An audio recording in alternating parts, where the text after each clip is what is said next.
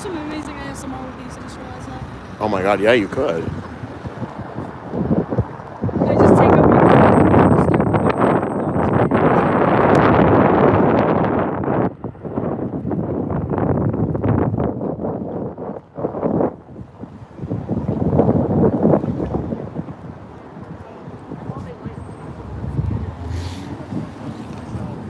There we go, just pinged my entire Discord server.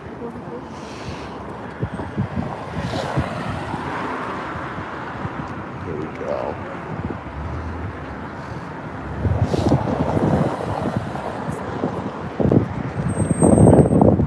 Oh, since you guys have that, we expect it. Probably, yeah.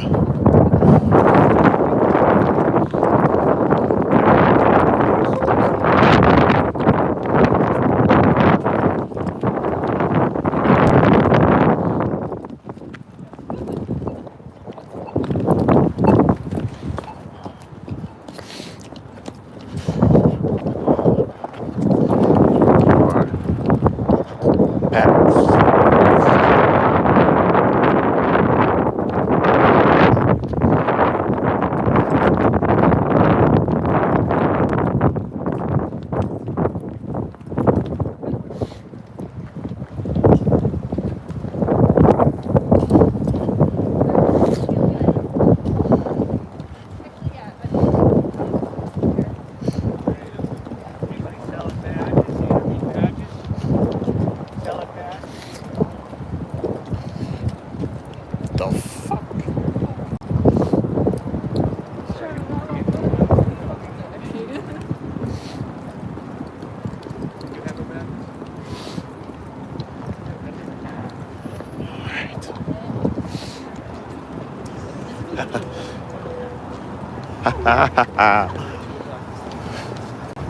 Happy birthday, PAX. Oh shit. Oh, yeah. Happy birthday to PAX East.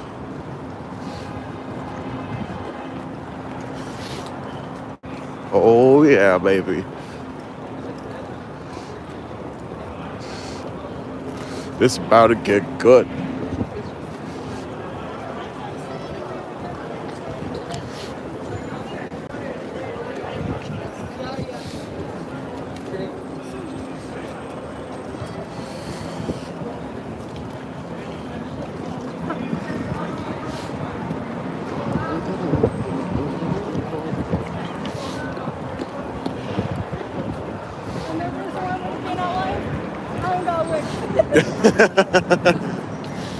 Oh my god.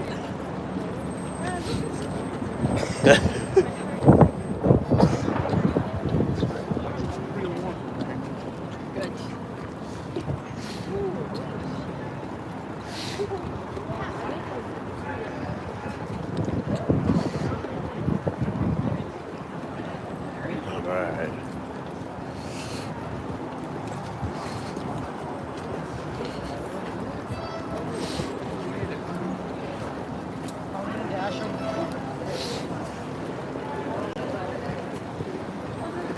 Really?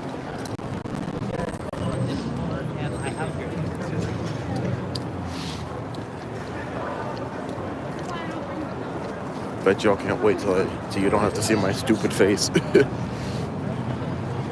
Look at this. We're wearing the Lethal Company mask. I have the hazmat suit on. I just have a hoodie on because it's cold. It was really cold. There's a lot of good cosplays around here. It's nice.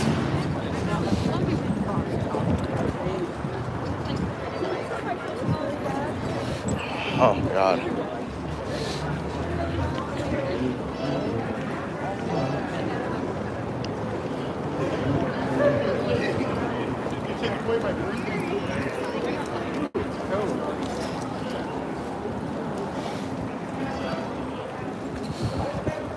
Alright.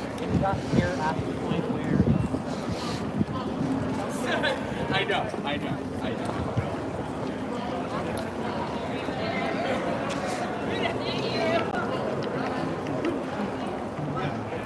Your badge? Yeah, it's in my bag. You got your badge this time? Sorry. Oh, no, you're good. Let me just get that out real quickly. It's literally right here. I didn't get that. Could you try?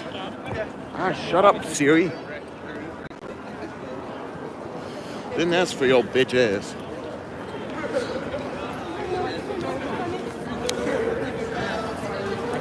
Okay. Sorry for that, guys. Just had to get my PAX East badge.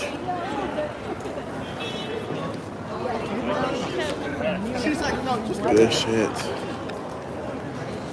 PAX East, baby. Oh shit. You don't want to lose that. It's really cold though, so there's more of a chance I'll drop it. Here we are. Look at this. We're close.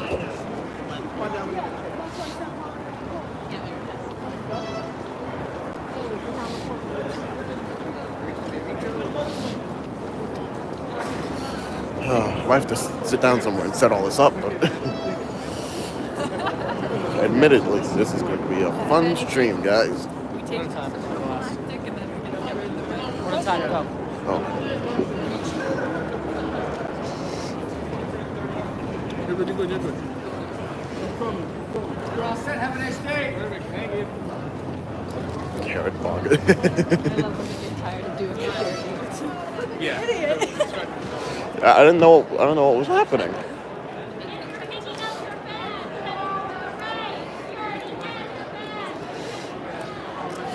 Alright. Oh, I left it in my car.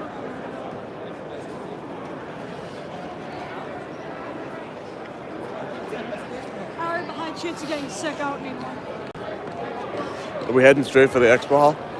Yeah. Alright. I just want to real quick find a place to take off my hoodie and put on my mask and shit. So I can get in the full costume.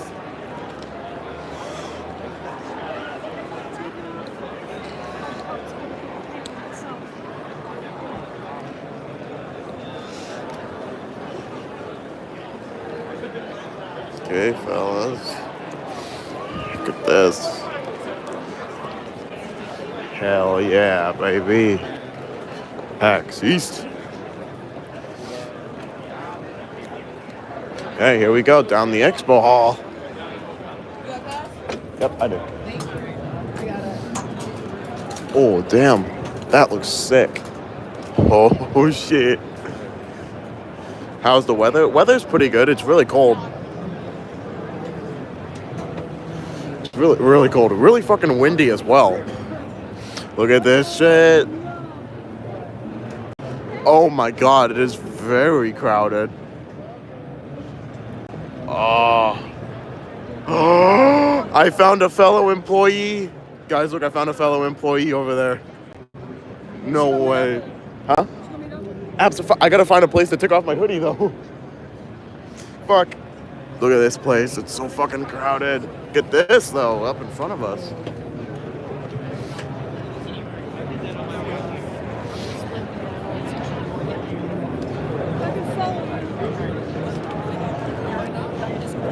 Huh? You have my Discord and stuff? Yeah, I have your Discord. Meet up with me. You know the drill. Yeah. I trust you.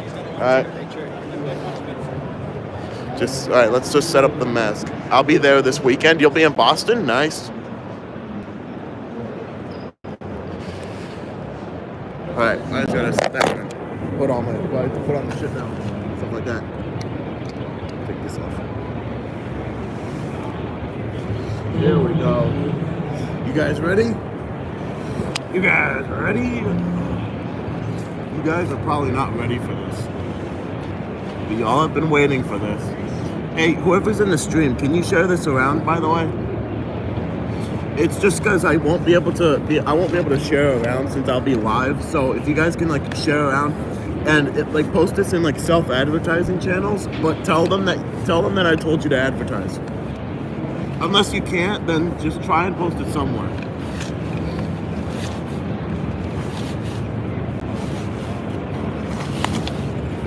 I have to get my fucking equipment out. Well, I have a big ass selfie stick right here.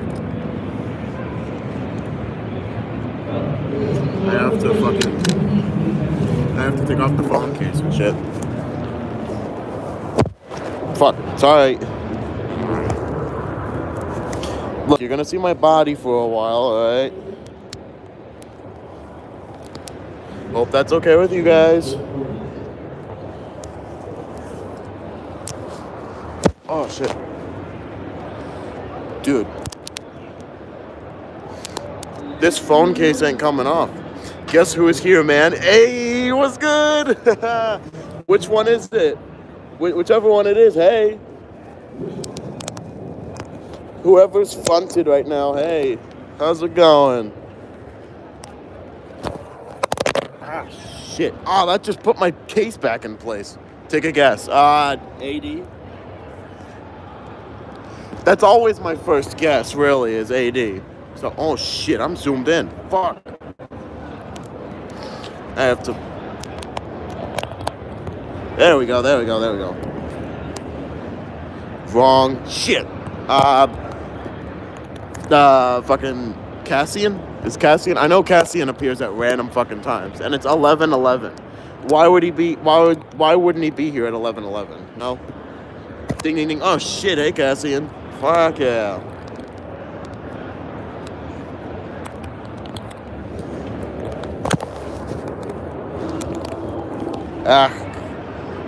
Shared you on my Twitter. Thank you.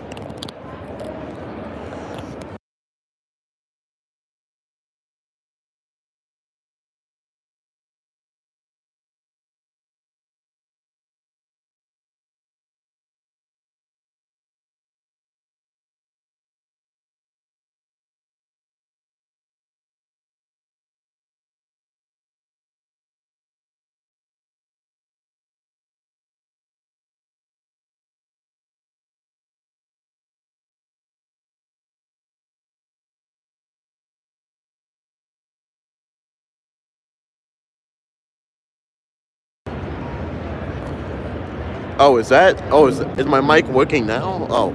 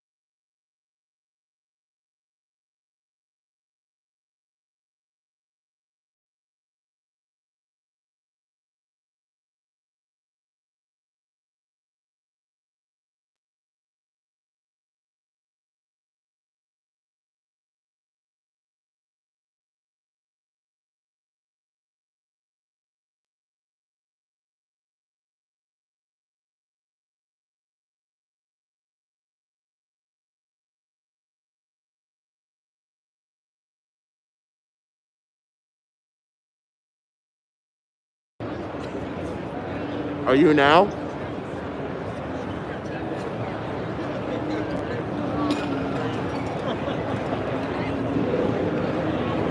Are you hearing audio from the stream now? Yeah, okay, good. Okay, sorry about that. Am I like muffled or something like that? Or like, is the audio bad? Were you muted for the last few minutes? Apparently?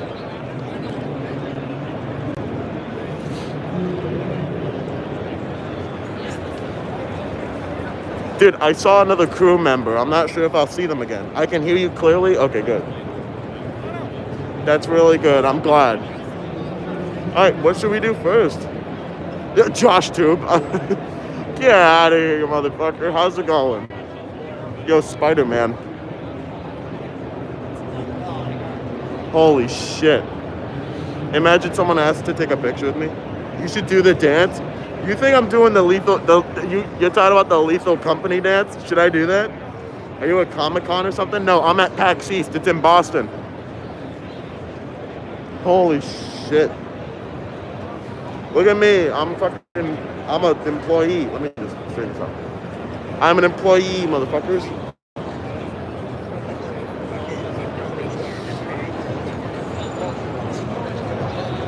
Just do the pointing and dance. I'm just gonna point at someone. Dude, look at this shit. Blackout Protocol. B1 Tech. If you see Chris Chan anywhere, don't disturb it. Don't disturb the Chris Chan.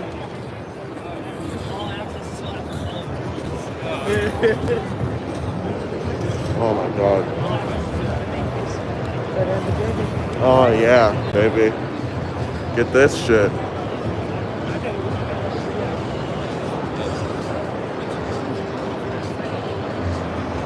Oh, dude, look at this. Is that Monica? Whoa. Man, Americans have the greatest conventions. Yeah, we have Monica. We have literal Monica from Doki Doki Literature Club. I think I just passed by Dr. Eggman. I couldn't tell. There's a dog here.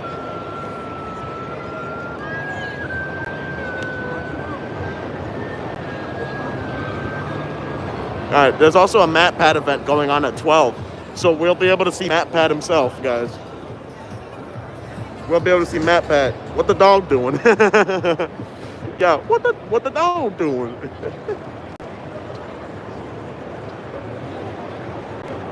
at that. I'm surprised there's no like Lethal Company stuff going on. I'm honestly a little surprised by that because Lethal Company's been blowing up. I thought game conventions would be all over that. Yo, man, that's sick. Dude, all of this is real. All of this is cool, bro.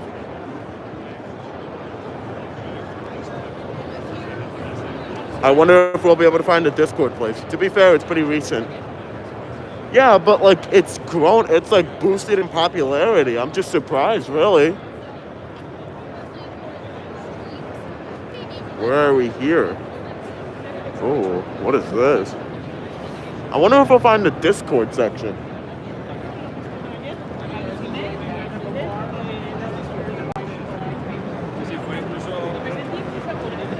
While it may have blown up on the internet, but not existed long enough to reach the general populace, you know? Yeah, okay. Yeah, that makes sense, I guess. Oh my god. Oops, sorry.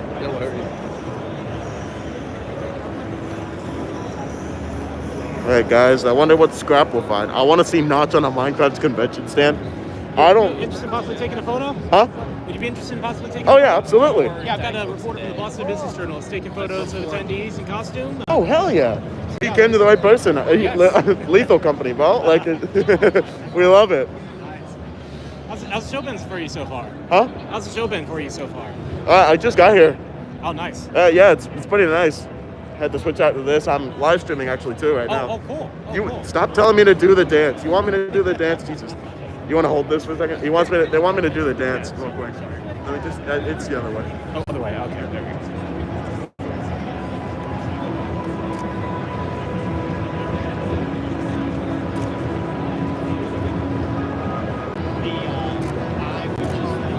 Sorry if I accidentally. There you go. I did the dance for you. Get your name? Yeah, my name's Joshua Garner. What's first name? Joshua, and then We've got to like. Shua, yeah. yep, and then Garner. Gar Garner. Yep. And are you local? Oh, wait, Yep. Don't I live in Westerly. Westfield? Westerly. What? Westerly. West Hurley? Westerly. Westerly. Yep. Rhode Island. Yep. And what is your character? I am a Lethal Company employee working for the company. A lethal company? A Lethal Company employee.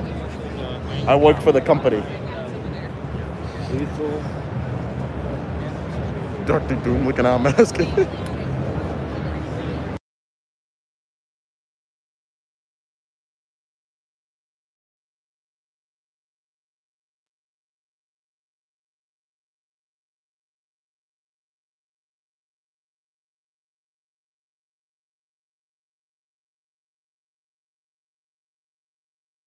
Yeah. Here. I love lethal. Can, Oh, you want me to hold that? Yeah, you can do it again. Oh, you're live right now? Yeah, I'm live right now. All right.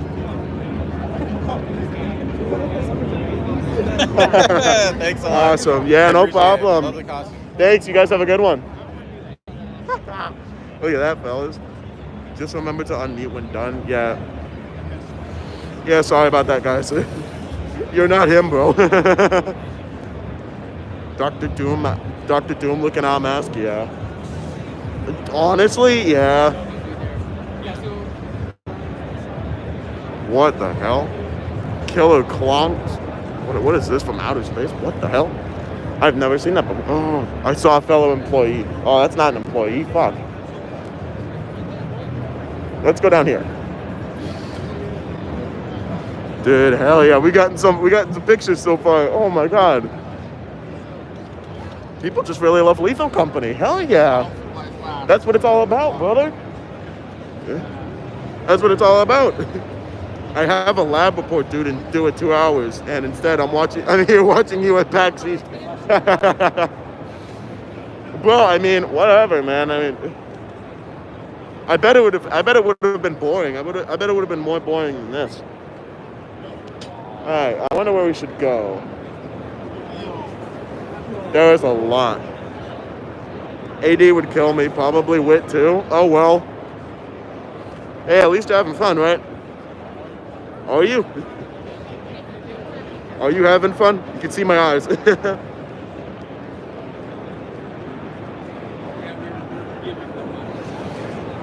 God, it's beautiful.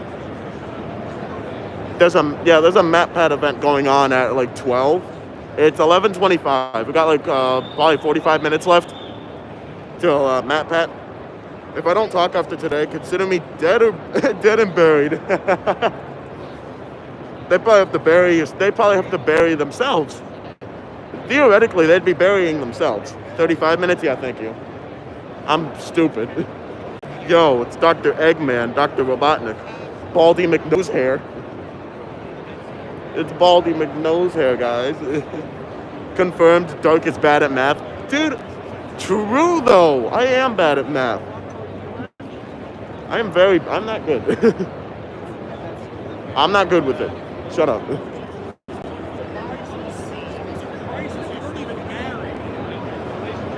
We just gotta collect as much scrap as we can, guys.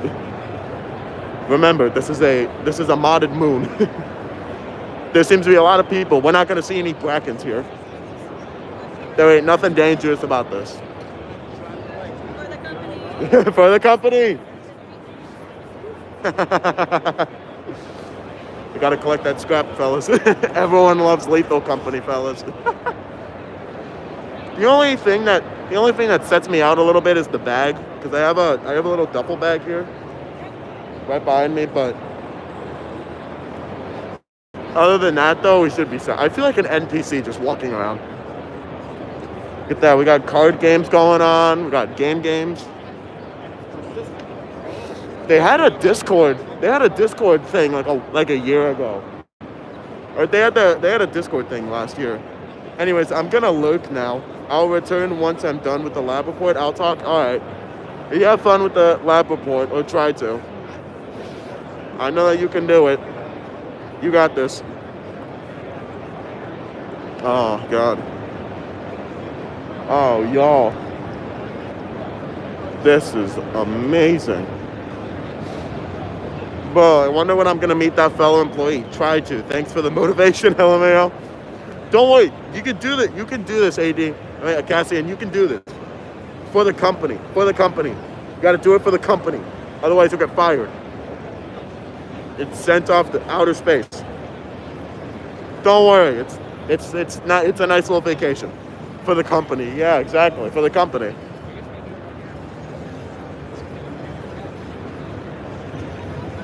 Dude, I need to keep like asphyxiating my mask. It keeps like going upward.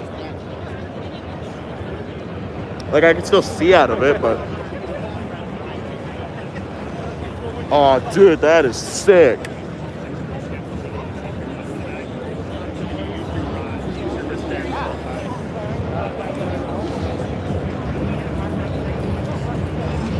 Excuse me, sir. Yeah. I just need to quickly get your picture. Yeah, absolutely. Yeah, thank you. Of course. Bro, this is so cool. I'm getting so many pictures and shit. Oh, I'm gonna be everywhere. Dude, if I get mentioned or something like that, if I like that someone mentioned me on YouTube, that'd be funny. Monica. Bro, we saw Monica again, except in person this time. We saw in-person Monica. Oh my god. Oh, this is a Pokemon thing. Pokemon Play Lab. Oh shit. Look at this insane shit. It's Pokemon Play Lab. Hell yeah, let's go. I think it is. Alright. Do we want to go upstairs or? Probably go upstairs. A lot more Pokemon stuff here though. Giant Pikachu. We love Giant Pikachu. We love the Giant Pikachu though. That's what we love.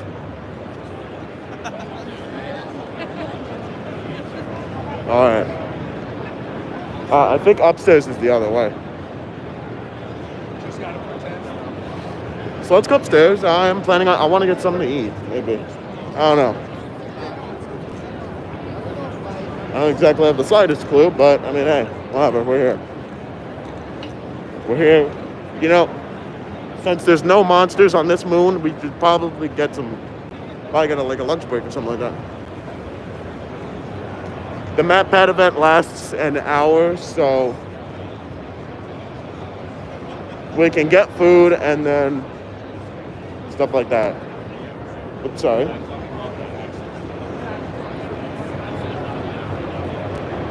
Meet us by the food trucks? Okay. I gotta get to the food trucks now.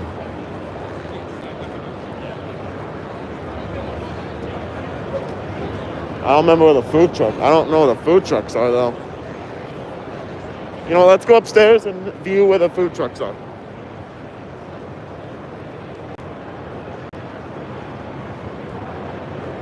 Well, now that I think about it, they're probably near here actually. But let's just go upstairs just in case. 4 people liked it. 4 people liked the stream. Nice.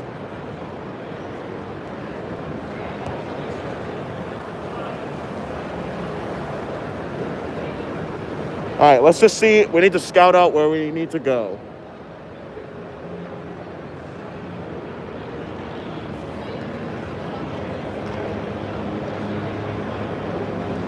This is for the company. Look at this place. It's massive.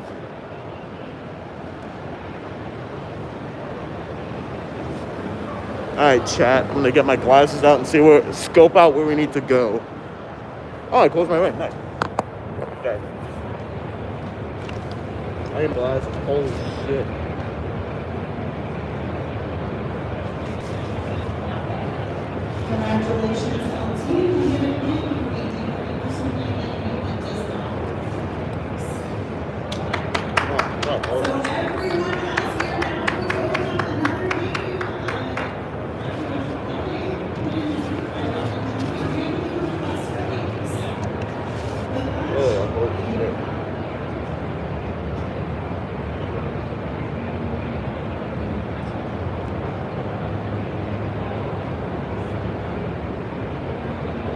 Fuck, they're gonna fall off immediately. Okay, hold on. Got a different idea, chat. Gonna do this?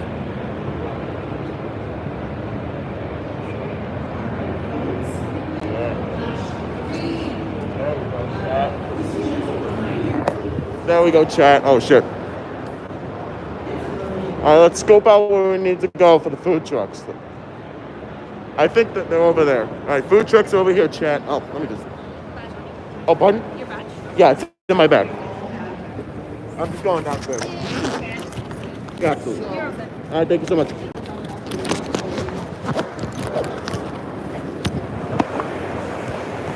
Holy shit, chat.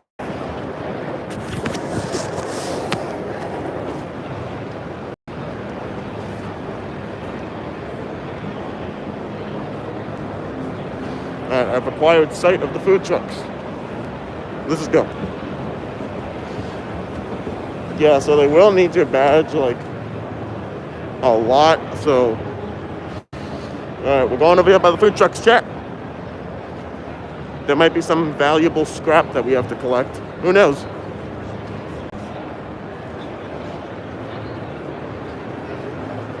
Dude, I probably should have, like, taped this or something. I don't know.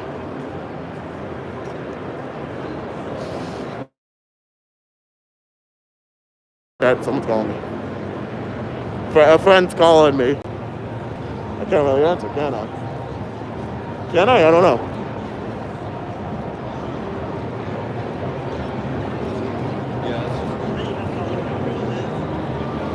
Where are they? Sorry.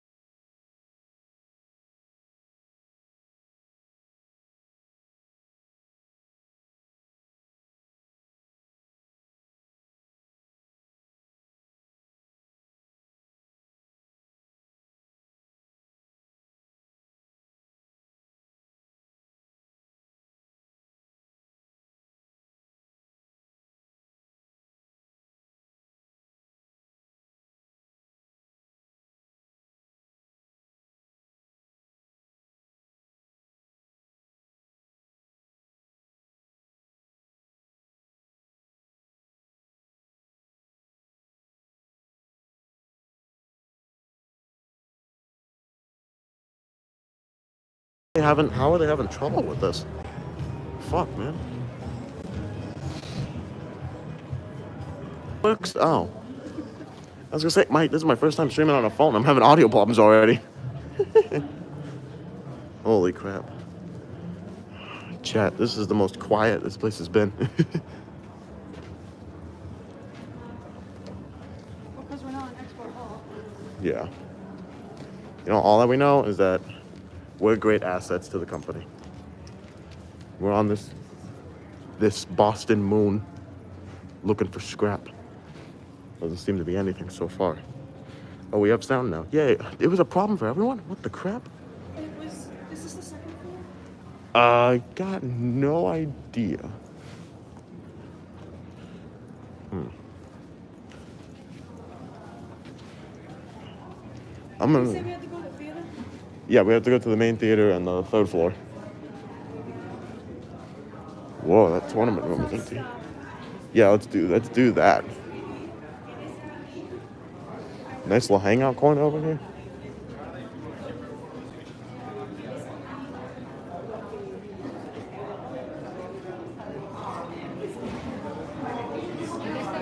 Oh shit, food. Nice, chat. Alright, let's go. Oh, sorry. Alright. Oh my god, chat. Look, all the soda you can have possibly imagine. I heard someone say Lethal Company, where it's probably them. For the company, hell yeah. Holy shit, 20 years of packs. That's awesome. It's impressive too, I love it.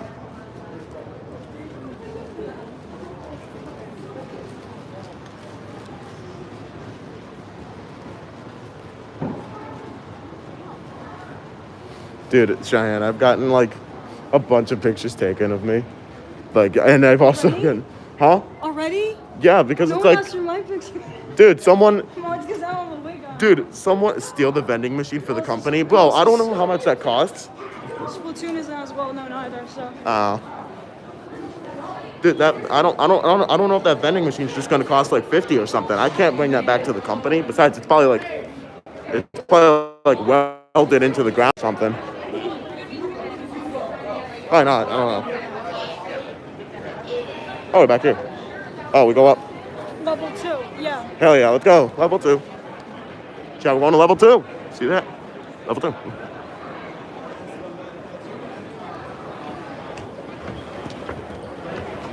All right. Oh, chat.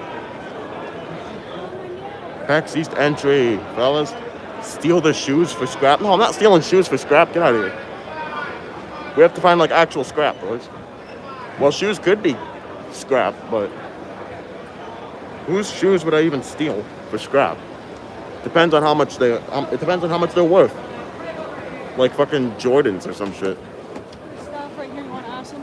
Yeah, sure. Hi, do you happen to know where the main theater is on the 3rd floor? I'm going to the MatPat event. Yeah, you were in the right spot. The queue to go up is just on that side. All right, perfect. Thank you. All right, Jeff, we have a queue. Steal the elevator. You are crazy. So you said go up here? Yeah. Okay. It's for the queue. This is where everyone's going. Holy shit. Well, yeah, it makes sense. It's fucking not. Yeah, dude. And Lottie, before you say it, no, I'm not stealing MatPat.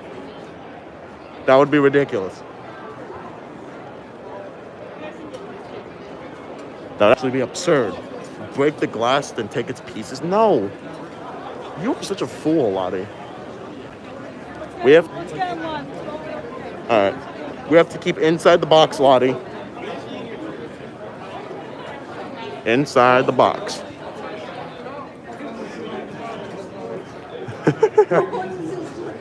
I don't know. This is very long. Oh, well, it just got longer. It's actually really long. Holy shit. This line is ginormous. Oh, look, we got staff members cheering us on. They're cheering us on, fellas. Look at this. This is amazing. This is amazing. It's outstanding how long this line is. Holy, you guys see this shit?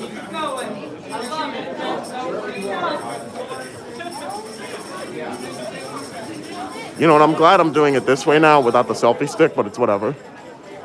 Like, I'm kind of upset, but I'm kind of glad at the same time, so. Is that Hatsune Miku? Hatsune Miku, oh my god, it's a Pokeball. Well, the entire Pokeball. Someone said love it, I don't know. Only Queso would see this type of hugeness, Jesus. Cheyenne. Look, why Queso, well, only Queso would see this type of hugeness. Fucking Lottie, oh my god. You know what? That's probably true, though. It's probably true, though. But Queso could be the size of this line. To be fair. No competition. Yeah, absolutely no competition. He would eat them all, though. Jesus.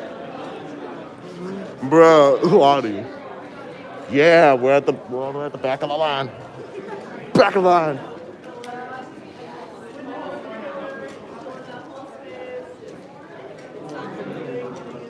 This is the end of the line. All right. Yep, Yes. this is the end of the line for Matt Pat. Heck yeah. We got it. We're in. From the whole space, from the window, the pillar. Chat, we're in. We're in to see Matt Pat.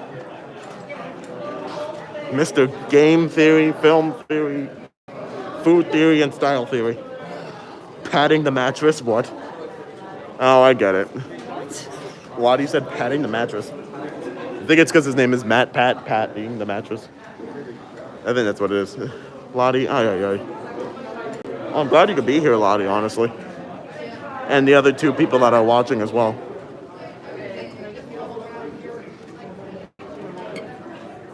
Try not to break up the Oh. once they get past the exits, we'll let you go. Alright, chat, we gotta wait for a second.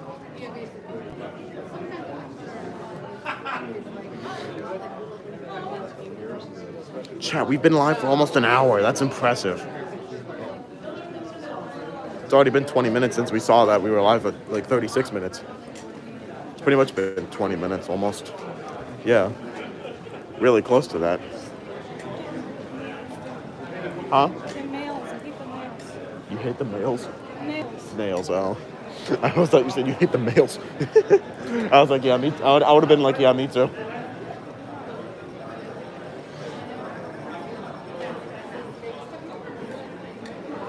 I no longer feel off anymore. Yay.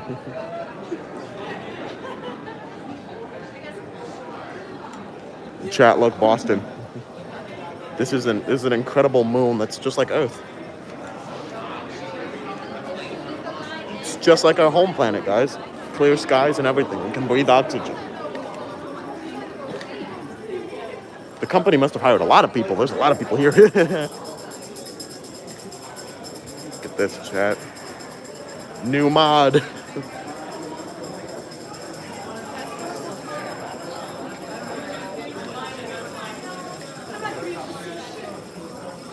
Oh yeah, here we go. You know, for a long line, this is moving incredibly fast. This shit's faster than Disney.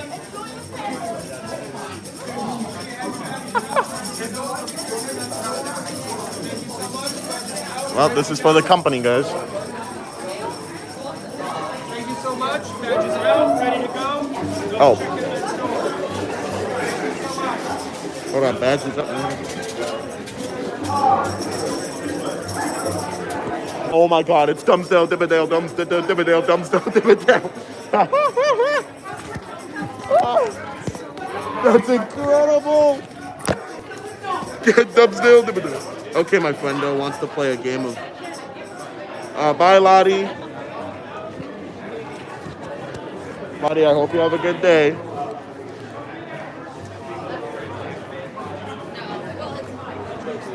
Alright, chat, it's just the two of you and I. And a friend of mine. Oh, Mari, cat? get in line. I can't see it. Then again, though, I have eye holes. Shh.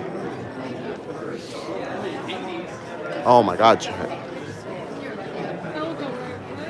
Yeah, you look fine. You look great, actually. So I have to keep my hair this way now because like there's some scrub in my makeup. Yeah. Oh my God, it's a piranha plant. Oh, the Mario crew. Oh my God. This fucking Waluigi, bro. No way. Yeah, I see what you're talking about now. Try and get this back on. There we go. We got it.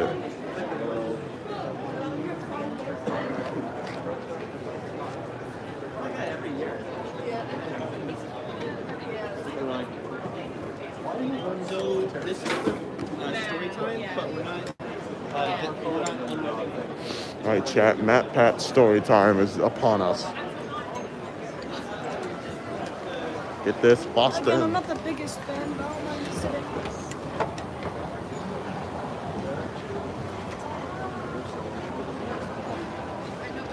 Do you want to say hi? Do you want to say hi? No. Alright. Every time I'm on escalator, I feel like I'm gonna fall backwards. Oh, you got this. Honestly. If you fall, if you are close to falling, I got you. You know that. I don't know about Zach and Matt, but I probably would. Well, I definitely would. Zach wouldn't give a shit. No, of course he wouldn't. You know I'd got you too. Oh, here we go. Here we go, chat. Oops, sorry. Good. I'm glad we're starting off. Oh my God. We're starting off and we're gonna build. My name is Matt Patrick, better known online as Matt Pat. Freaking and Matt I'm Pat, probably guys. best known online as creating a thing. Yeah, sure. And that thing was a bunch of YouTube. Who knows game theory? Yeah, we do. Move back, move left a bit. That's Move good. left a bit.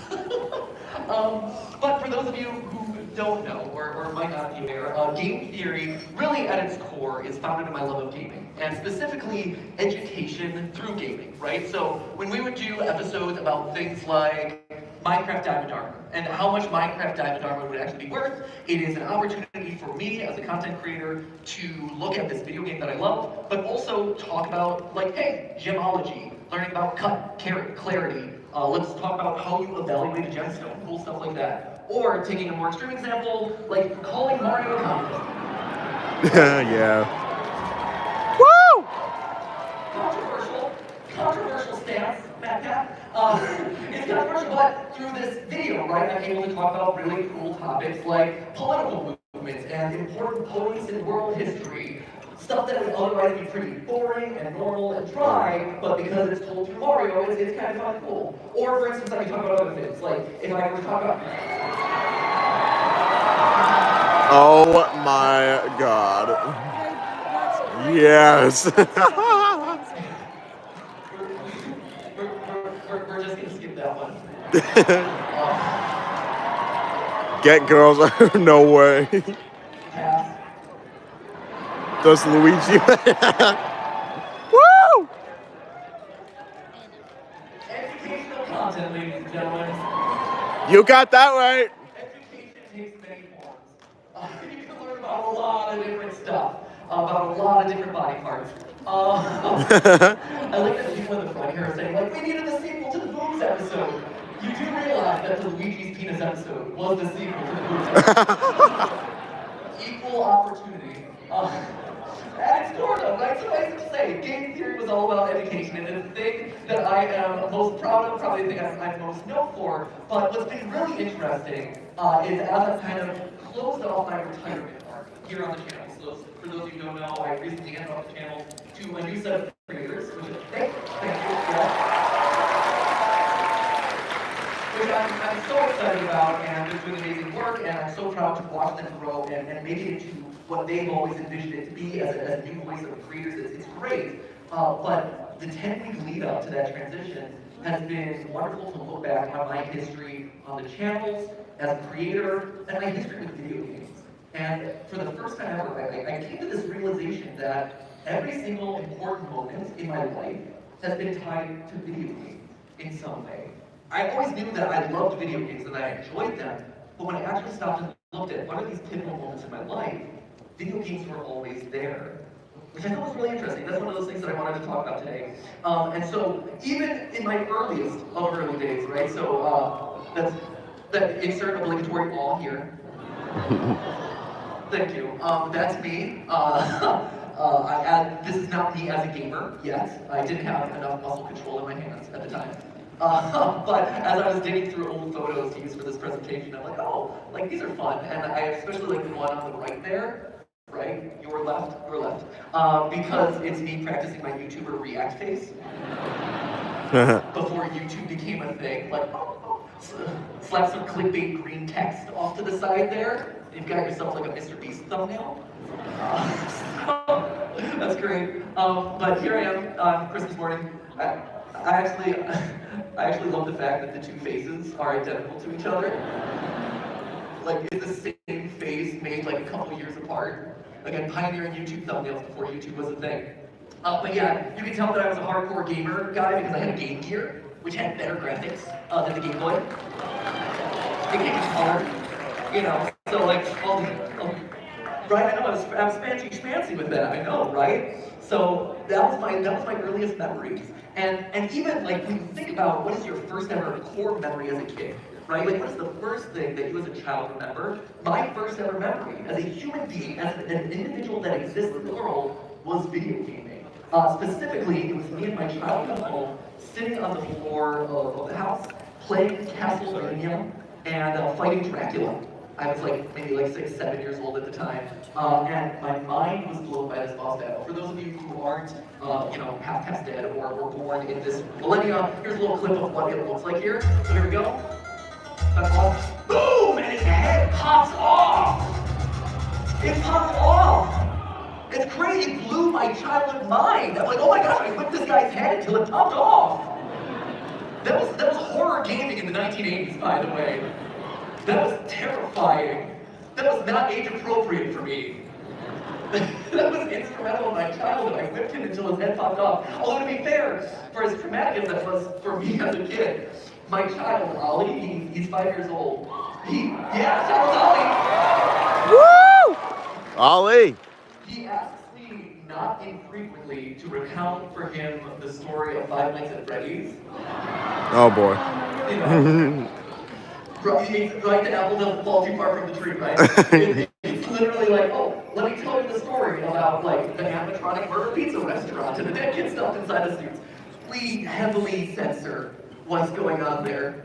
He has these questions about like, why doesn't Glamrock Freddy have his head? And it's like, you and me both, bud, I don't know. That's what we're trying to figure out. That's what everyone wants. So yes, horror gaming kind of lives with all of us. So that was my earliest memory right there, sitting in the living room playing that game. But it wasn't just horror and monsters and gore and traumatic childhood memories. It also brought me to the partnership with my wife. You know, I met my best friend, my partner, Stephanie. Woo! Yeah, I met Stephanie through gaming too. So basically, we were both in college, and we both were forced to take a math credit, and neither of us wanted to take Cassie a math again. credit. Because why would you take a math Yes, credit? the Pat of math. And so, I like math. No, don't get me wrong, I love math, but it's like, you can take three-dimensional calculus in college. It's like, no one wants that. Like, get out of here. And so instead, we didn't know each other at the time, but we both independently heard that there was this Easy A course called Comp Sci 4, video game programming. We're like, oh, Easy A plus video games, sign us up. And so, we both signed up for it. And first day, you're always a little bit nervous because you're like, oh, did the older kids like troll me? Is this some sort of hazing thing or whatever? So you're sitting in class, and then the professor walks out in his Hawaiian shirt. And you're like, oh yeah, Easy A course. Like, you can tell. It's not like one of the stuffy professors with the elbow patch and stuff. It's like, oh, he's the Hawaiian shirt guy. He's awesome. But Stephanie and I have a chronic problem called We Are Broken. You've heard of type A personalities, but we are type A plus personalities. And so while the rest of the class just coasted through this thing, making video games that are like, press X to win. Here's Steph and I competing for the best game in the class every week because they give out an award. And we're making stuff like 5 levels of a breakout game, and then at the end there's like a boss battle. And you're like, a breakout game? Like with balls hitting blocks, having a boss battle? But that is how upset we are. Like, that's how crazy we are. Like, you've heard of the Try Guys. We were like the Try Hard Guys. It was bad, right? So at the end of the semester, when we had to partner up for the final project, we knew that it made sense for us to do it together because we wouldn't let down the other person. We worked hard, right? And so the rest of the class literally did like one whole golf game where the ball goes into the hole, and it's like, oh, cool. Meanwhile, we did something called the Epic of Stew, which was, may or may not have been lightly inspired by the original Legend of Zelda. You might have seen some of our source material. It no longer exists, sadly, because it was programmed in Java, but this is actually taken from the initial PowerPoint presentation that we had to kind of pitch out to the class of what this thing was. Here was the help file. It was a 5-level epic, because again, true form, try hard. 5-level epic with scrolling backgrounds based on your movement and multiple ways to attack, and 8 different enemy types, all with different attack patterns, a multi-phased boss battle, different endings. Like, if you knew about Eat Your Heart Out, we did more than a Zelda game does, like, really. And to cap it all off, the craziest thing about it, I think, and the thing I'm most proud of, is at the end of it all, you save the princess from this like evil basilisk, and then you enter a dating simulation. Because it's not just enough to rescue the princess, my friends, you have to woo her too. Yeah, you do. All this talk about, strong female representation in gaming and how do we make it more accessible.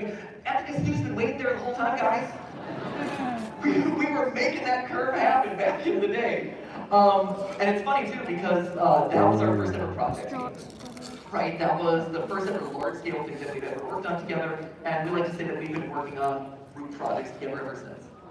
Where we started with a video game, it became let's start a channel together, let's get married, start a business together, let's have a kid, and we've been doing all these group projects. But even in our proposal, video games had an impact, right? So while we were really kind of low income, living in New York, I was a starving actor, Steph was a starving college student in grad school, and we could have taken the money that we had saved up to buy a ring, which would have been kind of the normal way to do things. Instead, we decided to buy this.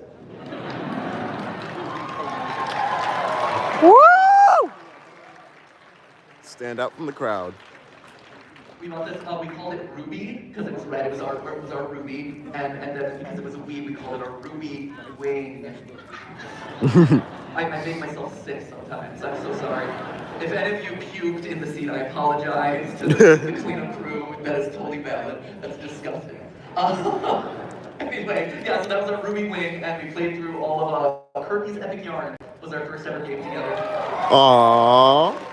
Woo! But Nintendo obviously had a huge impact in my life, right? I talked about how Nintendo was my first ever system. We bought this Ruby Wing for our engagement. It was really foundational. Even my childhood bedroom was all Nintendo themed, right? Like I remember I had these ugly lime green walls, which suddenly makes me realize that's probably where the green text of all our thumbnails comes from. Subconsciously seeded in during my childhood, very clearly. But we had these lime green walls everywhere. And my room was decked out in all this Mario paraphernalia, right? So you had a Mario lamp, you had like a Mario thing over here, Mario stuffed animal, and then on my bedspread, just a giant Mario face, just like staring off with his like Italian plumber grin, watching me as I sleep. And in retrospect, it's scary. It's probably my first ever jump scare. Again, the childhood trauma starts coming out, and you're like, oh, that's where that came from. But yeah, Mario would just stare me in the face the entire time, which is actually one of the reasons why it was such a huge deal for me personally to have gotten the chance to meet Shigeru Miyamoto during my time as host of the channel's Game Theory, right? To be fair, it was for a pretty lousy brand deal. I met him for the game Star Fox Zero. Anyone remember Star Fox Zero? No, you don't. No one remembers Star Fox. There's no movie for Star Fox. It was basic, for those of you who don't know, right? Star Fox Zero was like, hey, you know that franchise that's really good that we don't use at Nintendo all that often? Well, we're giving you a new Star Fox game. And everyone's like, yeah! And then they're like, but hold on, we're Nintendo. We're going to make this virtually unplayable by making you use the Wii U control pad as a separate thing. And so now you're watching two screens at once. Wow, doesn't it make it so hard to aim? And it's like, yes, this is a terrible game design. Here's the godfather of modern gaming with Pikmin, Star Fox, Donkey Kong, and Mario. Not everyone's going to be a winner. that one was not a winner. But I got to meet him as a part of this experience to promote Star Fox Zero. And even though the game itself was largely forgettable, my experience with Mr. Miyamoto was not forgettable. One, because I was meeting a childhood hero of mine, just this amazing man who I looked up to, loved the work of, and was a god in some ways. So it was unforgettable for that reason. It was also unforgettable because I ghosted him when he tried to give me a high five. Oh no. The footage I'm about to show you. No. Oh no. His footage? Cannot leave this room. Uh-oh. Don't leave this room. Put your fucking phone down. No, the footage I'm about to show you will be our little secret, all PAX attendees.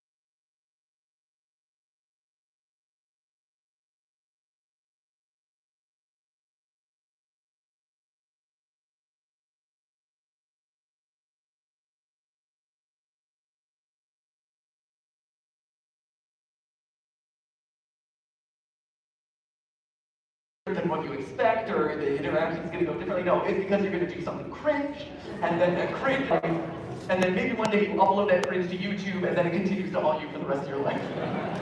You don't live it down. To be fair, in my defense, I had shaken his hand a couple minutes earlier, because when you're saying goodbye to people, it like carries on. So I did shake his hand and then translated. Anyway, it was bad. It was bad. It wasn't great. But there was only one other person. The Pope? Put your phone down. Alright. People ask me all the time what it's like to meet Mr. Miyamoto, right? And the answer there is that he exudes this energy. He exudes a vibrance, like a joy, a sense of like childhood enthusiasm and curiosity. Like it is palpable. I'm sure you've heard the phrase like, oh, they have an X factor. It's something that you can't quite articulate, you can feel, you can sense. Mr. Miyamoto, he has that, right? You sit in the room and you just are like encapsulated by this like centeredness and self-assuredness. He is one of only 2 people in my life that I've experienced that with. The other one is this guy. The Pope. And yes, we are going to talk about it. I'm so sorry. I'm so sorry. Why do I do this to myself? Right, why would I keep under tables in the Pope, right? Don't worry, we're going to address it.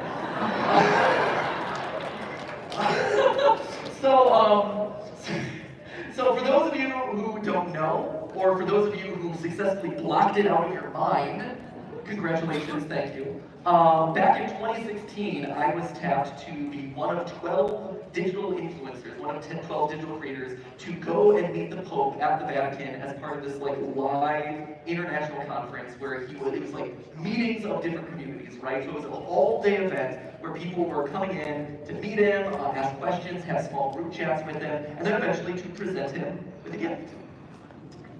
And as some people know, what gift I give him, which we'll talk about. And the thing is, about the Pope is, people are like, why are you selected? And YouTube's like, oh, because of your educational content that is uplifting. Oh yeah. It's a positive message to your fan base. Very uplifting. Very positive. Woo! Apparently they didn't dig too deep into our watch history. Like, oh yeah, sure, game theory guy, that's great, whatever. So there he is, educational content, ladies and gentlemen. There it is, educational content at its finest. So yeah, it was this all-day event where 12 of us from different parts of the world were brought in to have this like meeting of the minds with Pope, and it started off with like a small little like group chat with him. And then eventually it moved on to this giant amphitheater here where you see all these different leaders from different charity organizations, different communities, different actors and celebrities and things like that, all there to hear and ask questions and do this event with the Pope. It was a big like PR event, right? And just to showcase how weird of a moment in my life this was, like, so there's me right there. And then literally right down the way, a couple seats over, was George Clooney. Which some people will recognize, which is, I'm impressed, because I'm like, do people even know George Clooney at this point? For those of you who don't know, he is like a heartthrob actor from back in the day. Yeah, he is super successful. He was like the world's sexiest man for a little bit. Always in my heart, obviously. But probably best known in this room as the guy who played Batman in the weird Batman movies where his suit had nipples. So I waved him right there. You can see Jesus, bat me nipples. just like 10 seats over from bat nipples. And so one of the things that, you know, as part of the PAX event, a lot of questions were submitted in. We're going to get to a Q&A after I finish kind of like my pre-prepared presentation here. But someone submitted a question here. This is from Magic Sword King from Philadelphia. I go to Catholic University. The collective will of all the nuns on campus is telling me to ask you why you gifted the Pope a copy of Undertale and to tell the story of how it happened. And Oh, what it was great. like. So, I do really? It's a small world, that's crazy. That's wild. But it's one of those things where I can't ignore the collective will of all the nuns, right? That's a key demographic for being here. I don't know, in our analytics, you can analytically break it down into like male, female, international nuns. So I can't let down the nun demographic, right? So let's talk about this, right? Well, meeting the Pope was very interesting, right? It was one of those things where, similar to Mr. Miyamoto, he exuded that centeredness, right? He exuded that peace and that calm and this like aura of confidence. It was palpable in that room. It was crazy. Meanwhile, me, all I was exuding was a lot of sweat. Because it was a small hot room with a lot of cameras and a lot of pressure. You're meeting a world leader, and I'm sweating so bad my suit's sweating. So that's what I was exuding during that moment. But Mr. Miyamoto and the Pope Francis, they share other things in common than just beyond like this aura, this vibe that they give out. They also share the unique distinction that I have ghosted both of them. Oh no. Jesus. And when I say ghosted, Learn from this mistake. that's me on my phone. Hey, it's the Pope. Did you hear someone say, "Oh, come on, man"? No, and when I say ghosted, it's not like I missed the people high five. Also, that would be hilarious. Just the idea of the Pope like rolling up, being like, "Yo, man, yo, let's dab." Like, yeah, investments, let's go. No, this one, I don't know if this was worse. I'll let you be the judge, honestly. So for those of you, you know, like who don't know this, the Pope speaks Italian. And so, as a part of this event, we're all kind of gathered around this table, in this small room, and we're all taking turns having questions. And you're getting everything pumped in through a translator in your ear. You have a little earpiece, and everyone's hooked up to an individual translator.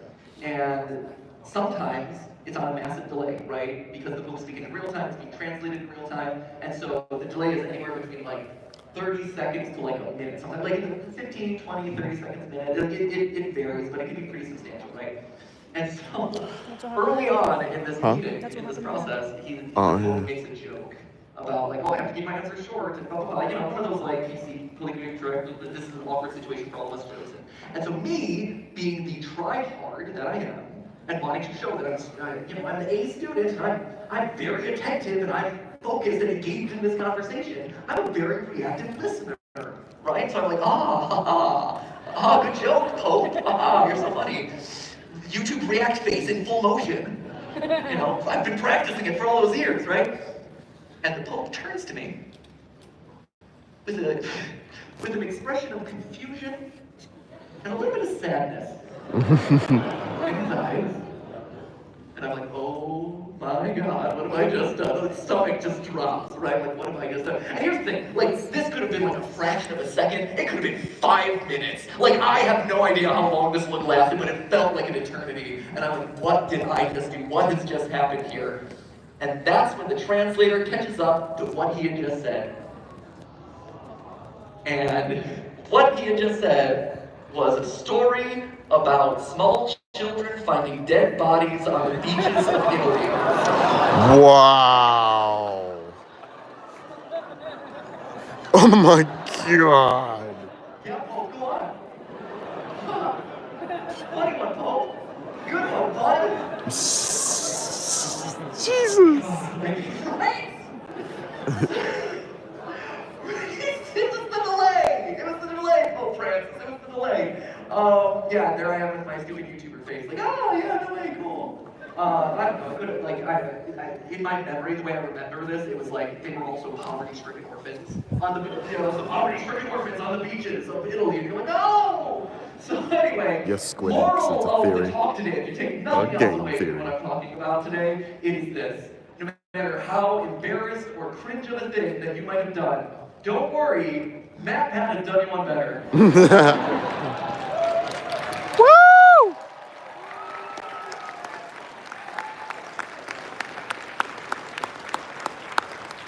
Not just one important figure in history, to put it lightly, people have feelings about me giving him, no,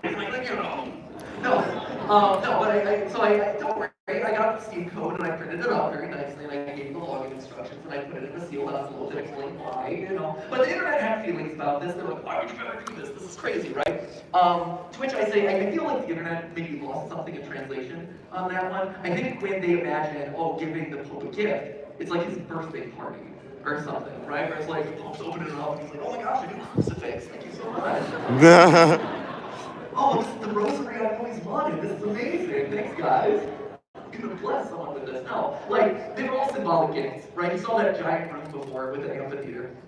And they're all symbolic gifts to represent individual communities and creators. And so for me, you know, as a representative of the gaming community in a lot of ways, I'm like, hey, a game with the theme of solving problems through peace and nonviolence and different groups coming together and finding happiness amongst themselves, humans and monsters, and this and that. Like, that's great. I think that's a huge win for this sort of symbolic event, right? And just for my credit, just so I can justify myself in front of the collective room here, as well as the internet or whoever's streaming it at home, to justify other gifts that were given that day, you know, there were some traditional ones like, oh, here's a tree. Little does you know I'm streaming it here. Oh, here's a book you can read, I guess. But then there were other ones that were like, hey, here's a surfboard. Because it was one of those, like, they were from Hawaii, right? And it's like, oh, we'll give him a surfboard. And so, you know, if you're giving me a hard time for giving the Pope a Steam code to Undertale, you know, the Hawaiian community group that came in and like, yo, 70-year-old Pope man, let's again. Like, you know, 6 of one, half dozen of the other. One of the YouTubers in this group actually gave her, actually gave the Pope her self-written autobiography of the trials and tribulations of becoming a beauty influencer at like 20 years old, you know. So, to the man who just dropped a story about poverty-stricken orphans finding dead bodies on the beaches of Italy. And so, you know, like, the struggle was not real, sister. Like, you know. So I stand by the whole Pope Undertale gift thing there. Just want to put it out there, but that answers the question, and I hope that answers the question that was submitted and all the questions that were submitted around it. But the beauty of that whole thing, right, and for as difficult of a time as the internet gave me about it, for all the misunderstandings and headaches and memes that have come out of this, I felt so validated when 4 years later, this moment happened. Oh my god. It all comes full circle, ladies and gentlemen. It was a similar sort of event with that circus crew performing for the Pope at another one of these big VR events. And what do you hear? That's insane. That's insane, dude. Woo!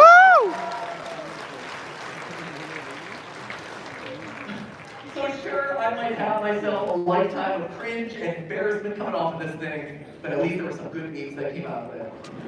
Oh yeah. Also, I've never actually talked about this clip before, but is it just me or does this look like a boss arena for a Dark Souls game? Oh yeah, it kind of does. You have like the giant ominous statue looming in the background that you know is going to come to life midway through the battle. You have like the soldier in his full-on uniform, he's gonna attack you midway through, and then you have just like the Pope watching it on from his throne. It's like, I feel like I have to dodge roll my way out of this thing. I'm too encumbered at this point. Anyway, going back and moving a little bit away from the Pope, we talked about our papal friend. When I say that, like, wow, there are these big achievements in my life that relate back to gaming, you know, yes, there are things like, whoa, I found my wife, or whoa, I started a business, and we created this amazing channel, this amazing business, and my kids growing up learning video games, this and that. But of all of that, He's a little goober. We love the little goober.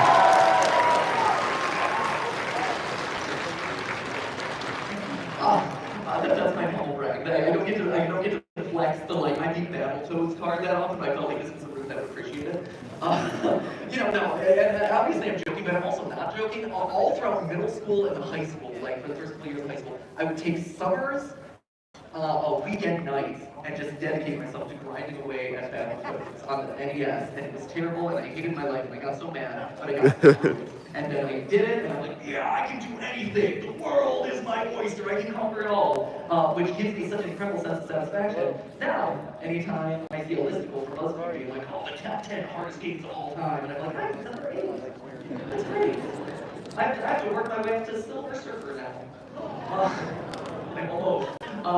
Anyone else having Battletoads, by the way? Yeah, right? Like, there's like 5 of you in this giant room, 6 of you. Yeah, that, right? It's hard. It's brutal, right? Yeah, it's terrible. So, anyway, the other thing that I want to pull out here, and again, going back to this theme of video games being really instrumental in not just big moments in my life, things that I've done, people that I've met, but also just influencing me as an individual. Episode 3 of game theory is about this game called Illusion of Gaia. It's a Super Nintendo game, action-adventure RPG, pretty bog standard stuff. You go around the world, you compete in a bunch of dungeons, you level up, and eventually you save the world, right, from alien destruction. Pretty unremarkable, I think for a lot of people, largely went under the radar. But this one game fundamentally shifted so much about who I am as a person and what I've grown up to do in my life, right? So first off, this was the game that first introduced me to Ronnie, who was my first partner on Game Theory. He was our editor for a long time. And he and I bonded. He reached out to me when he saw episode 3 go up, and he's like, oh my gosh, you know Illusion of Gaia? I didn't think anyone knew that game.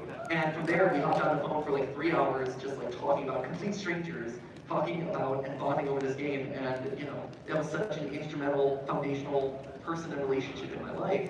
But then also, not only did it introduce me to people who would be so impactful to me as a person, but it also came with this really cool thing. So, Illusion of Gaia was a little bit different. And any game developers out there, please take note, because I think this is so cool.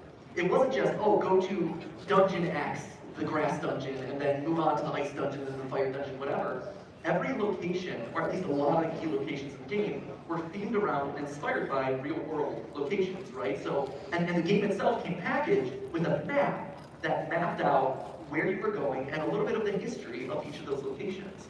So, for the first time in my childhood life, I made that connection of like, oh, video games in the real world can interact. And I learned something from this, which would then domino to eventually become game theory. This idea of what if I fuse real-life learning with a video game?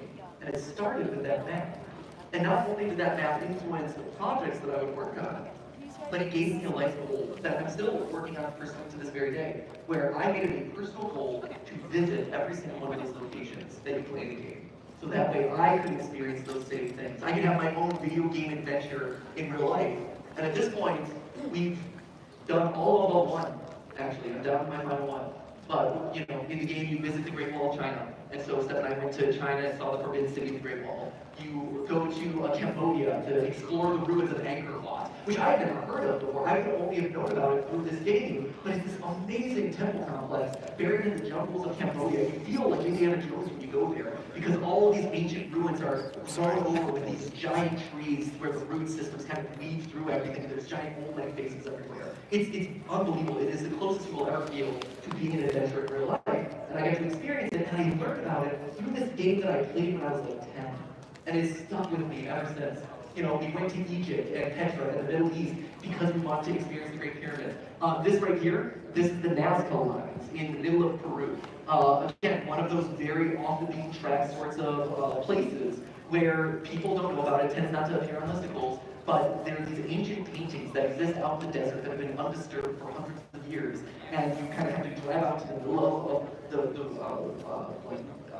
emptiness of Peru, like just middle of nowhere kind of, and you hop in a prop plane, tiny little 3-seater plane, and you fly up and they do a little aileron roll, because you not a barrel roll, do an aileron roll, and you're like, oh my gosh, and you're trying to take photos and you're trying not to puke, so you can see this from up in the air. And again, I only learned about it through video games, right? And the great thing about it is, Illusion of Gaia, and that game that I played back then, influenced my intellectual curiosity. It inspired me to explore and learn more about the world around me. And now, that inspired me, and now I can pass that along to Ollie. And so we did our most recent one last year, where we went to some Incan ruins to show him that, and inspire that same curiosity in him. And so there's one left. We have to do Easter Island, and then I've completed my Illusion of Gaia World Tour, which is amazing. Woo! But and that kind of brings me to the last point that I want to make, or kind of like the summary of all of this, right? Is that games did that for me. That's the beauty of gaming. It inspired a curiosity and an imagination and a love of life in me. I think nowadays it's really easy to be disillusioned with the games industry. You know, and rightly so. Games are released half finished. There's a lot of predatory behavior. We're trying to get our money. Mobile games are literally designed to addict you and squeeze every last dollar to capitalize off of addiction pathways in your brain. There's like unfair compensation and grind and just so many things that just are not sustainable in this world, right? And as games have truly flourished into this like capital I games industry, right? Where it's about ROIs and bottom lines and monetization and microtransactions and things like that, you've lost the soul of a lot of it. And I think it's easy to forget what brought us here in the first place, right? Even for me, you know, who isn't part of that whole machine, but like when you're online grinding out content, when you're, you know, I need to go a couple extra hours on Twitch so that way I get more subs and people don't leave me and go to a different stream. Or when you're me playing through a new game, I gotta rush through it because other people are playing through that game, and so I have to rip it apart, find the details, and get that theory out right away because you gotta feed the content treadmill.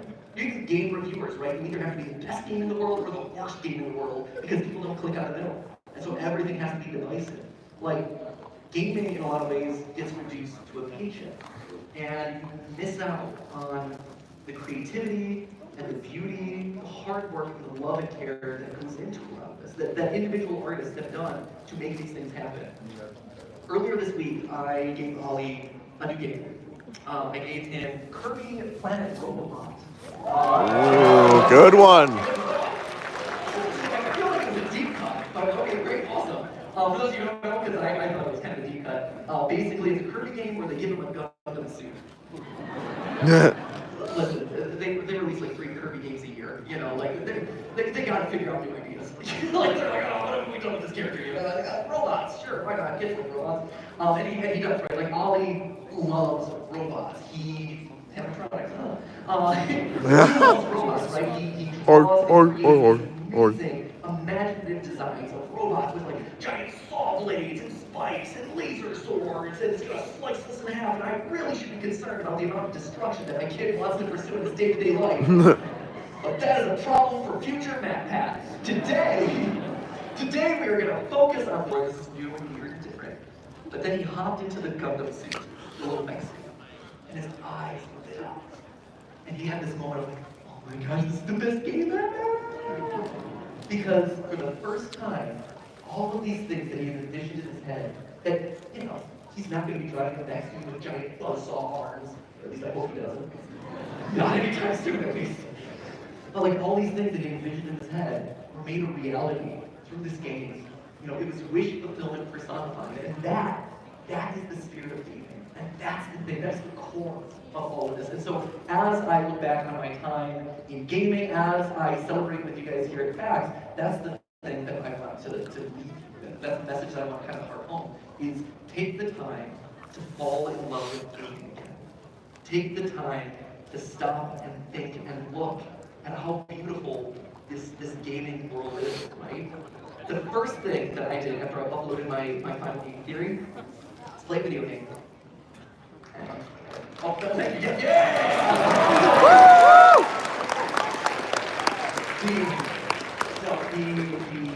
The sad reality of it was the game that I played was FNAF Ruin. Yo, that's great. Yeah, that's crazy. I was trying to be a good dad. He's like, can we play FNAF Ruin? I'm like, sure, who's Vanity? I'm like, no, please. Ollie wants to be a theorist. Is the Vanity network different from Vanity? It just After we played that though for a little bit, then I got to play my game, which was Spider-Man 2.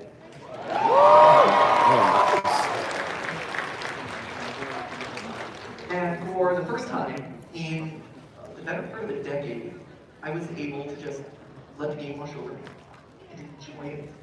And as I swung through New York City, I wasn't worried about the deadline at the end of the week, or what evidence can I pull out of this game to create a theory, or like, oh my gosh, I need to prove that Miles Morales was the villain the entire time. Evil? Question mark in the thumbnail. Big arrow pointing at Miles Morales' face. He's like, oh no, it's your face. I can show him a thing or two. But no, it was the world was able to fall away. The cares, the to-do list, everything, and I was able to just immerse myself for the first time in a long time. It was beautiful, and that's magical, right? And it made me appreciate gaming in a way that I haven't been able to in a while, because it's been a paycheck, it's been a grind, it's been a content machine. And I've always enjoyed it, for sure. It's been great, but it let me see games in a way that I haven't gotten to see games in a long time. And so that's the thing. Fall in love with games again, because that's the beauty of this space. You can connect with games, and they'll allow you to find a partner, for like a best friend, a trusted ally. They can traumatize you for life, and then you whip Dracula's head off, but it inspires you, a decade or two later to create a show where you can talk to millions of people about the logistics of, like, but could you whip someone's head off? Like, really, what's the like the physics of that whip? And see how hard it's hitting the face? What's the response mechanism for the neck? And you go, it'll allow you to troll folk, just connect over a shared community of fun and laughs and memes, right? And sometimes you connect with it in a superficial way by wondering how long Luigi's ding-dong is. And again, that is the beauty of gaming, my friends. Like, because it is so individualized, it is so personalized. You connect with it in your own way and you bond together through it. That is the beauty of gaming. Not Luigi's penis, although I'm sure it's fantastic. Sure, right? I'm sure it's miraculous, right? It's great. But the beauty of gaming is that, but it's also you're able to engage in any way, shape, or form possible. And so that is why I'm so grateful for you guys to have me out here today as a part of PAX. Thank you to everyone who put this stuff together. Woo! I'm so excited to walk the doors with you guys. I've been wanting to do it for years, and finally my schedule is open up that I can do it with you. So I'm excited to see you out on the show floor. And as always, friends, that's just a story. A PAX story! Thanks for watching.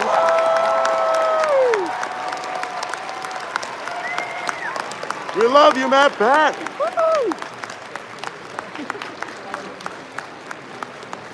I believe now we have there's a Q&A session. Yeah, there was a bunch of questions there. I think there were like 200 questions submitted. So, just to help you out, it'll be good. Cool. Here, come on.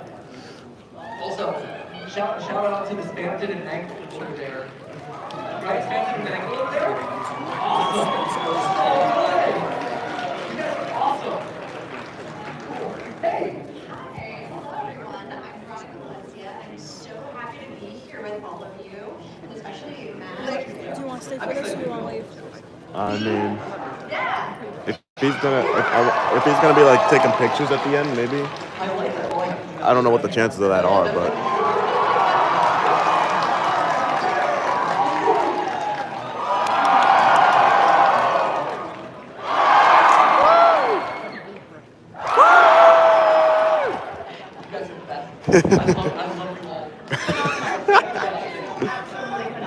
Oh my God.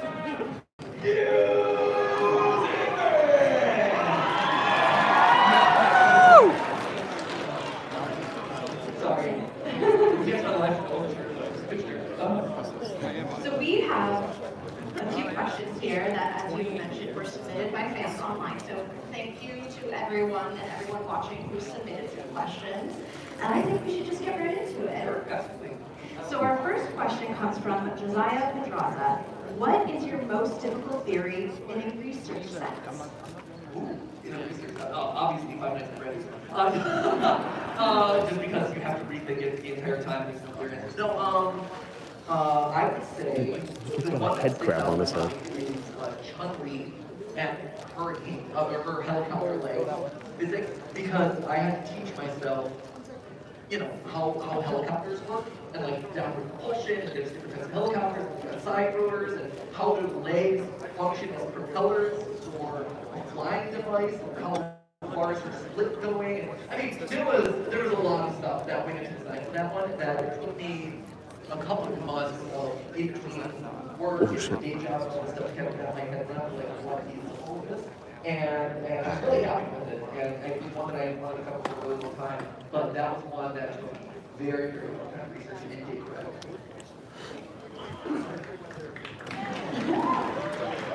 Another question from Catherine Hugh. After analyzing a multitude of games to try and uncover their mysteries and logistics, have you ever considered developing a game yourself? Yeah, actually, 100%. So first off, I recognize that I function best as a story doctor. I'm very good at looking at scripts, research, clues, and figuring out possibilities. And figuring out, hey, here are the dots that exist, and extrapolating from there, right? Or looking at with the dots that are on the table and being like, that dot doesn't make sense, that doesn't, like, it doesn't gel together, right? So I function really well in someone else's story to help refine it and grow and figure out clues and Easter eggs and things like that. That's what I love. That being said, and so, yeah, I thought about it. It's intimidating because I recognize that it is not my specialty, and so finding a partner will have on my plate to be able to kind of open the door to those discussions and make some of those stories happen. And as kind of a follow-up, like, would there be a particular character name that you already kind of have in your mind? Ooh, a character name. Stu? Yeah, well, I like it, see? There it is, Stu. I hadn't thought of it, actually. I mean, you know, I was going to say Ness. I feel like it has to be there somewhere. You know, there has to be a Ness in there somewhere. And then people are like, right, it could be Ness the cat. I like that. There'll be cameos everywhere. Everyone's cameoing all over the place. And now our next question comes from Acer Ward. What do you think the world would look like if FNAF never took off? You mentioned how it changed the world, but if it continued without, what games or genres do you think would rule the internet now? That's a really good question. So, yeah, for those of you who don't know, one of my final episodes of Game Theory was all about, like, the domino effect of some networks, right? Where, and I think it's a fascinating story, like the butterfly effect, where one thing happens and it dominoes into this massive, sprawling series of events. And so, with that, it was Scott Hall was ready to give up. None of his games had taken off. He was having a hard time making it financially viable as a job. And so he starts this, he's like, I'm going to try one last time, and that's 5 Nights at Freddy's. And boom, boom, boom, and now fast forward to today, and it has shaped the publishing landscape, it has shaped the indie gaming landscape, it shaped the AAA gaming landscape. Like, it has shaped movies at this point with the 5 Nights at Freddy's movie having such a huge success. So the domino effect has been massive on this one game. So that's what this is in reference to, just so everyone has context. You know, it's interesting. So it says what genres would rule the news right now? It would still be horror. And I think that horror, I mean, you saw with my presentation too, like, we as humans are so drawn to spooky, scary stuff. And for us, for a lot of us here, is 5 Nights at Freddy's currently, or, you know, Bendy with Machines, the Hello Neighbors of the world. Woo! The one guy with Hello Neighbor in the back. No, that was me. Yeah, kind of. But you look at, like, Said hello, neighbor. And people love to gravitate towards horror. Oh, little does he know. Warning next time, that's good. Sorry. It said Bendy and Ink Machine. I got excited. We have true crime podcasts, things like that. People are so fascinated with murder and mystery and intrigue and the justice system and cruelty that people can do to each other and stuff. And so there's always going to be a market for horror, and especially when you look at YouTube, right? And where, because YouTube and Twitch are the two places that people gain content nowadays, right? YouTube is bigger, but Twitch is also big on obviously on the live streaming side. But those are the predominant two. And you have this interesting conclusion of factors all happening together where it has to be thumbnail, but it also has to be brand safe at this point. Because otherwise it gets irrelevant now. It has to check all, it has to thumbnail well, it has to be child family friendly. There's a lot of things that content has to jump through at this point. And so, if all the rest of history kind of gone the same way, it would have been horror, and horror would have eventually made its way into what people now consider kiddie horror. Or maybe not mascot horror specifically, where it's like, here's the big cartoon character, or the evil puppet, or the animatronic, or the toy that came to life, or whatever. But it would be something close to it, because that's just the industry that we exist in. Like YouTube as the place where people find games has dictated that you can't be bloody gory, you can't be scary. So the days of, you know, the Outlasts of the world, or the days of the PTs of the world, and stuff that were like really scary, hardcore scares, those are all not long gone, but like they would have a harder time being a red ton just based on how the algorithms operate. And so I think horror would still be really loose and shaping things. And I think the horror landscape would look similar. It's just a question of like whether it would have gotten all the way to mascot horror. So that's my take, which is interesting. Snap was the first to capitalize on it and kind of make those changes happen before the industry was kind of forced in that direction. But you look across all the evidence and it all points in this direction, which is really fascinating. But hey, that's just Oh. Alright, I feel like that was a mini episode. Right? That was just like a mini episode happening right there in the moment. Thanks for watching! Our next question comes from Rowena Sullivan. Despite doing one for all the other main Nintendo franchises, why did you never do a theory on Fire Emblem? Oh. Not this game, not this franchise again. How can I phrase this in a positive way? Because I respect you guys and I hear you guys. I mean, like, to be honest, right? No, that is. It's because I respect and hear you guys. Like, I knew that Fire Emblem is a huge franchise with a lot of deep and rich lore attached to it. And I knew that it was not a franchise that I grew up playing. It was not one I was familiar with. And for me to catch up with it and to make myself an expert into all the things that I would need to become an expert in to make a theory about that franchise, especially from a lore perspective. Maybe I could have done a science episode, but especially from a lore perspective, like I did not feel like I would be able to do justice. And I knew that if I did it wrong, I would not live to see the day where I would not hear the end of it, right? And it's one of those things too where when the unfortunate reality of a lot of this stuff is even when I would bring on people to help me with research on episodes that I was not an expert on, so like come find the persona. And it's this persona theory. I'm like, I really want to do an episode on persona. I'm not a person. I love those games. I know them like the back of my hand. And I'm like, good, please do. Because at the end of the day, I am the lightning rod of hate. Like, if you get something wrong, and I can't really double check you on this. If you get something wrong, I'll do my best. But like, if I get something wrong, at the end of the day, I'm the one who gets the the trolling online. I'm the one who suffers, and not you, right? I'm the shield for you. He's like, oh, I got this. He did not get this.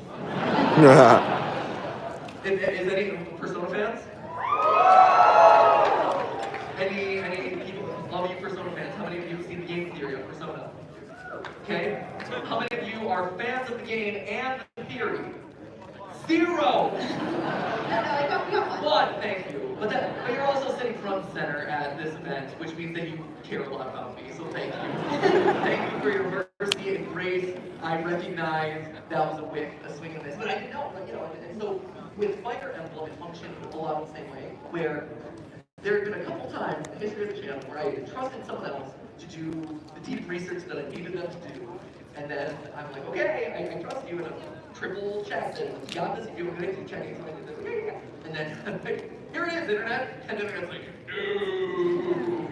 And so I think that's why Fire was one that kind of got left up kind of before. We have pitches, and actually I have two full scripts actually of Fire that maybe Tom will be brave enough to do because he does know the franchise better than I do.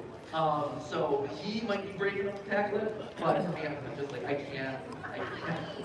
You can set it in it, but 100%. And we fielded a bunch of submissions from the writers. We greenlit a couple pitches. I've read them. Like I polished one where I went through and like did my past, researched, re-edited things. Like I felt really good about it, but I couldn't validate all of the research. I just couldn't do it. So those exist. Those are actually very cool episodes, and I think are good. I just don't know if they would get the flexible audience though. Cast the hot potato at the top. One game theory. There you go. Right, exactly. And so we have about just enough time for one more question. And this question. I can speed run. I'll speed run. Speed run? Yeah. All right, let's see how many we can get through. All right. From CC. I like that in the speed run, and then all of a sudden the question on camera is like this giant photograph. Okay, yeah. Okay. All right. From CC, is at any time in your career you noticed a decline in productivity or drive? What did you do to combat that? And how did you stay motivated to keep up with the content industry? Immerse yourself in all things content. Like I was constantly inspired by and motivated by the things that I was seeing other people do.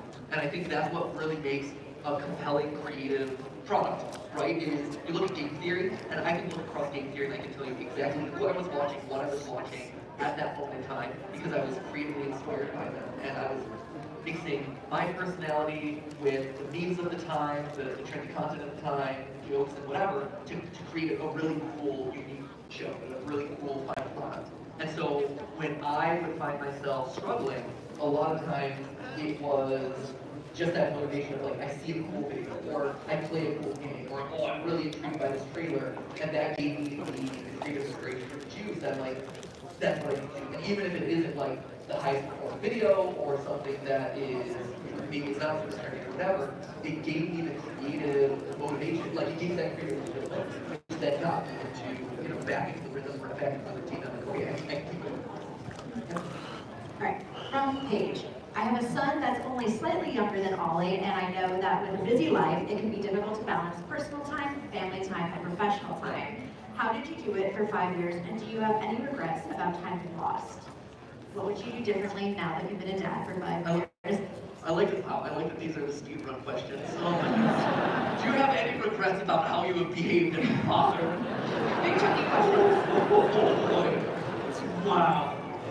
Okay, how do you balance? It is incredibly difficult to balance, and becoming a parent changes everything. It changes your perspective, it changes how you value your time, it changes how you value family. One of the things I recognize, like, it made me a richer, more well-rounded content creator, I think, where I had more references to draw, I had more points of inspiration. I saw games both sides, and I was creatively invigorated by that. I wanted to talk about the things that he was interested in, like Paw Patrol, and we did a lot of stuff on Paw Patrol and Dora the Explorer and stuff. But obviously there's a trade-off. Like any parent will immediately say that there's like the trade-off that you have to do in order to spend time at work is such a loss, but that's just the reality of life. Is you can't drop everything and dedicate everything.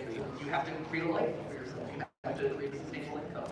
And so that's one of those things that Steph and I, as overachievers and type A personalities, we've had to just kind of grapple with and constantly like check in with ourselves. And we try to make the most of every minute that we have with our when we're available, and carve off pieces of our day as much as possible. And it's funny too, because our team still works in our basement, right? It's a big basement, but they work in our basement.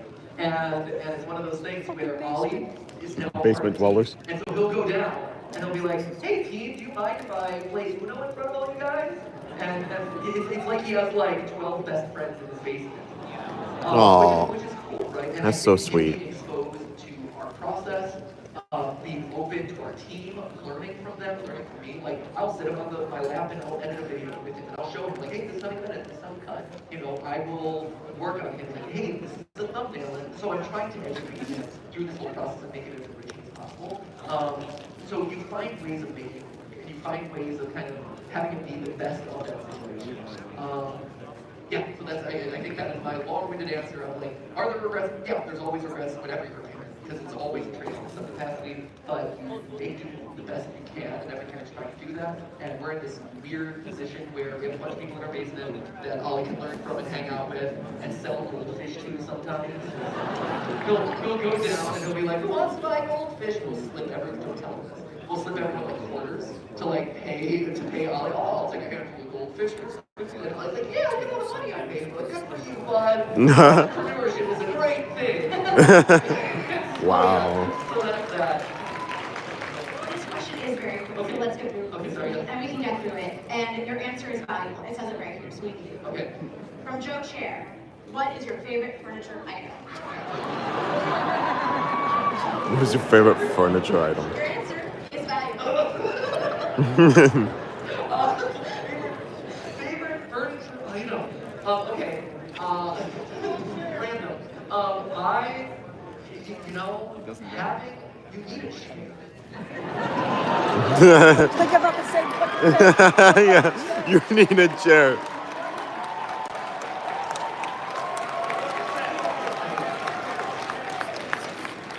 Chair that like kind of comes in a little bit, like nice hug, and gives you a nice little place to relax, maybe Hell yeah. a little bit, so you get a little that going on. This chair, slightly too wide, doesn't swivel. Good cuppage though. I feel very well supported and yeah, thank you. I've deserved it, right? Yeah. So no, pack your chairs. Like it's solid, like 7.5 games. Not bad. Out of what? See, that's a true fear is asking. Out of what? Good for you. Yes, that's 10. But like, you know, thank you for clarifying. Well, thank you everybody so much for joining today.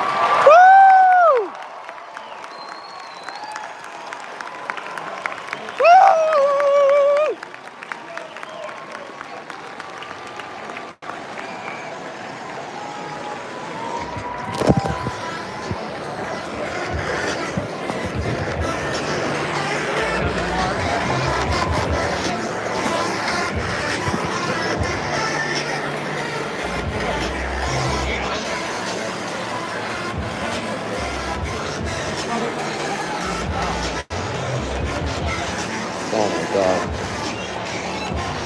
I don't think he's doing pictures. Huh? I don't think he's doing pictures, so it's Ah, fuck. Alright, let's go. Oh, so sorry. I'm so sorry. Yo, what? I can't. Oh, no one's moving.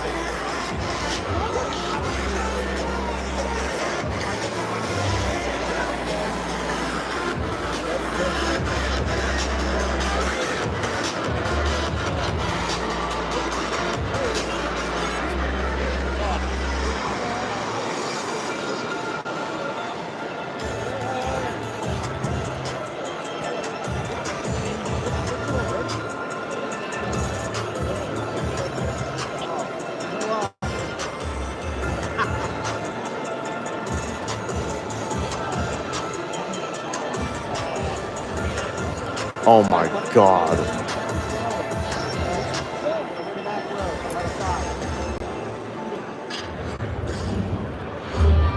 Get Mountain Dew. Unlock Mountain Dew Golden Rewards. Thank you. See you tomorrow. Let's go. Get rewarded.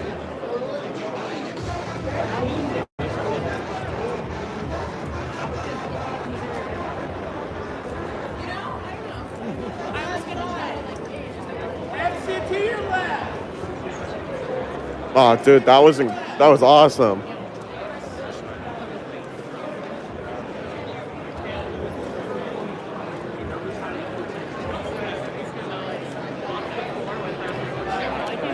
I feel like he's just gonna keep getting interrupted by the fans.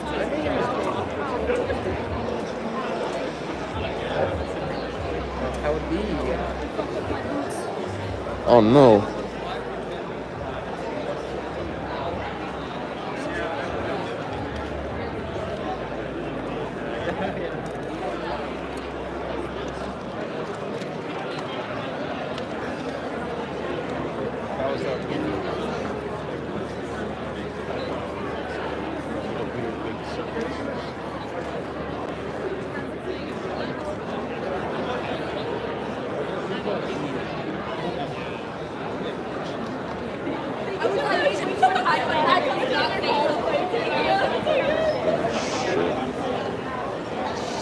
Stairs, fellas.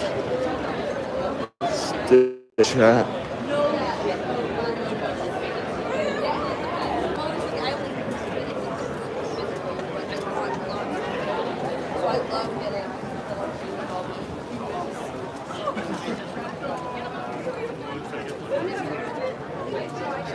Ah, chat. This is. Yeah, sure. Yeah. I think so. Right. Oh my. Open the pack. The people are still getting in. It's so funny.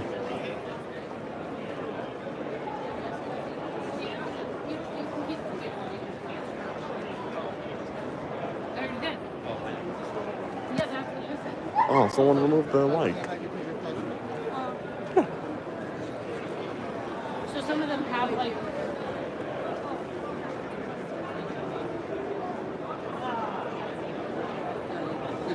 Yeah. Right there.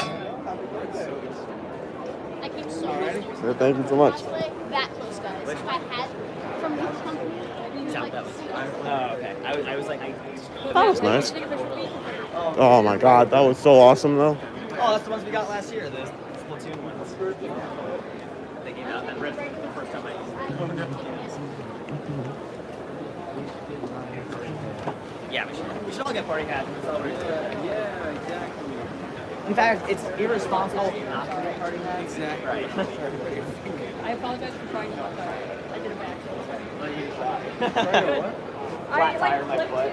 I clipped his shoe and I didn't know if he noticed or not. So I was like, let me apologize for taking it. I do that on accident so many times. I do that on accident on the way to the class. Oh. Yeah, because I'm walking too fast. Back down to the expo hall, chat. Back down to the They should expo really have hall. a Spider-Man.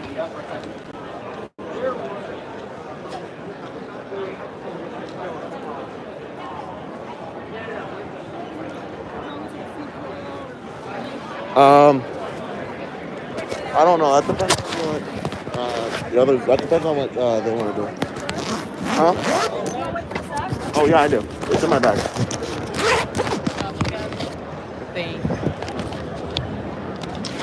Do we want to wait for him? Is that what you're saying? He's down here anyway. There is a specific booth I want to check out. Yeah, let's check that out then. It's probably all the way back there, so I need to go all the way back there. All right.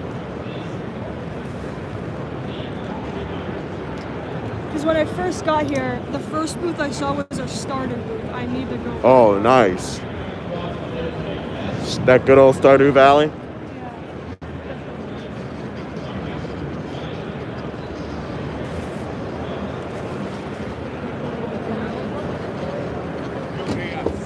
Oh shit. Let's go, chat. To the Stardew Valley booth. Mountain Dew Gaming, no way.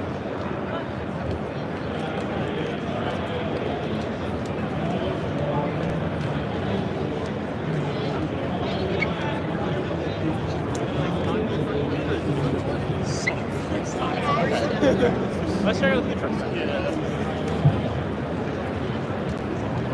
What is the name of the winner and second seed awarded by the Kevin? Is that Dune? Dune. AFK Journey. Alright.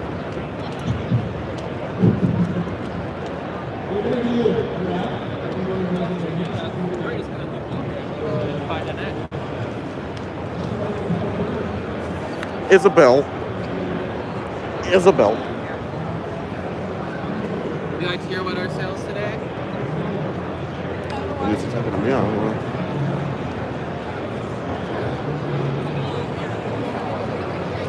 Careful, SpongeBob. SpongeBob. Trapped in a hat, SpongeBob.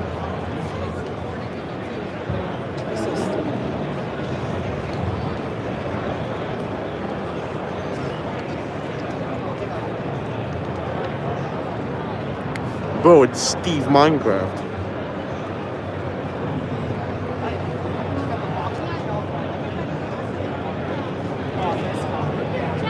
You take cards, right?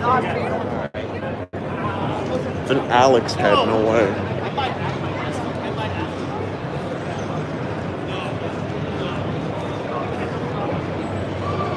We're a great asset to the company, guys.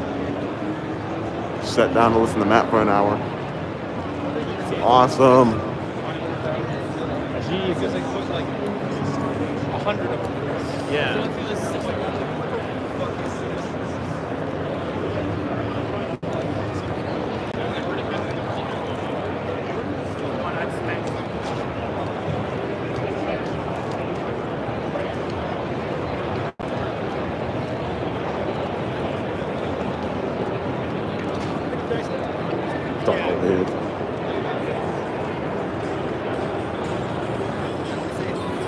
War room, what? Yo, what?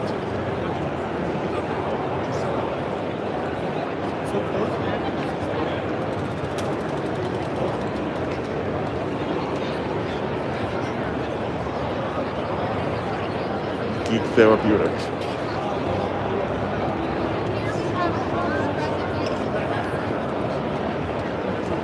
Now, he plays this card. Oh, hey, Lottie. Yay, Lottie, you're back.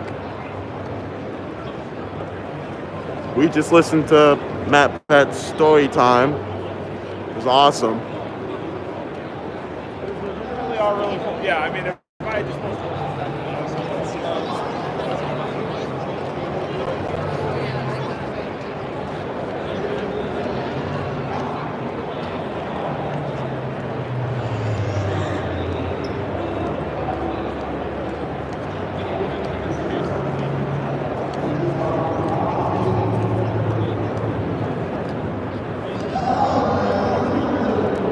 Hi. Oh, yeah, sure. help with your... Thank you so much. No problem. It's got a freaking lanyard. Guys, gave me a lanyard. Yeah, it is. That's crazy.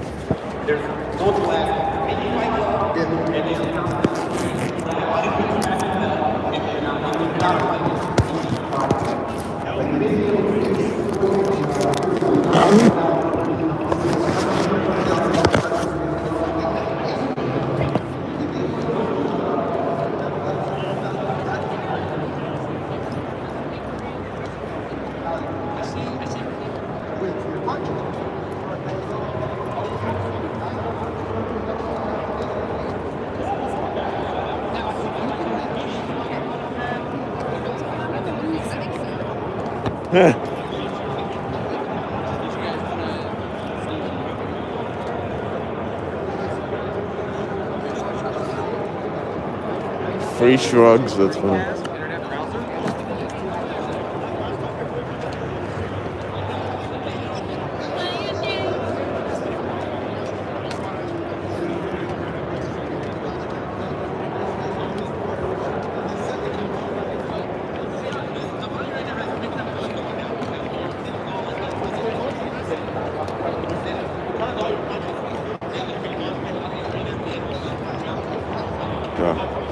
This is where the card games are, chat. Foam brain games, no way.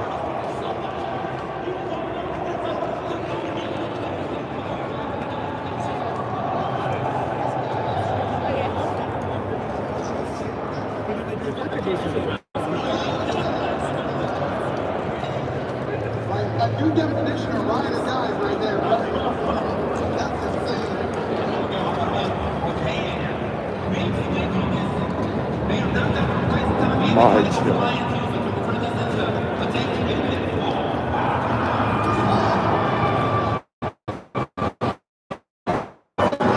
I wonder what they're playing. Good.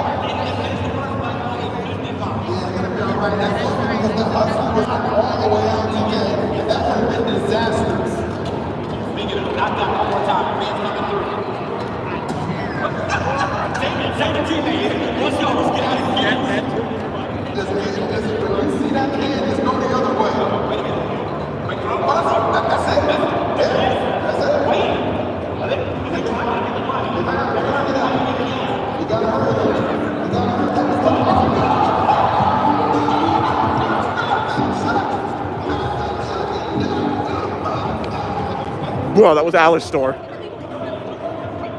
That's ridiculous. It's the radio demon.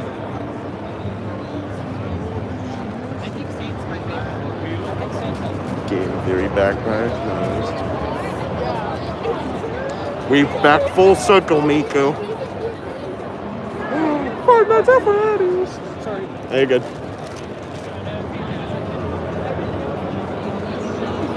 There's some crazy.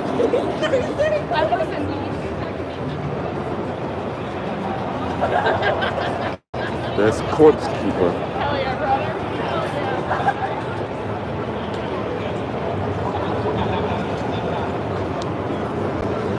Ah, Stardew Valley. There we are.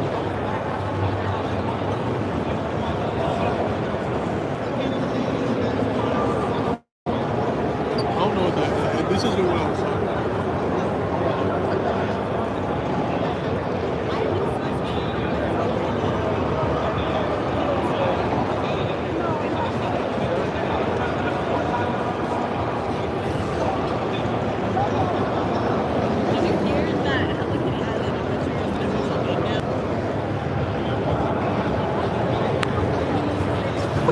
Too very up. I'm at the convention center. Oh my god. Natsumi, Yuri, Monica, and Sayori. Yes, I got that For the company! for the company.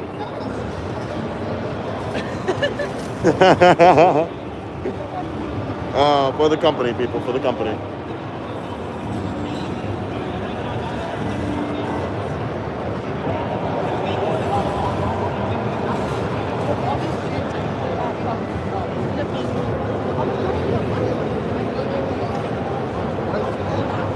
They got that 5 nights. They got that or.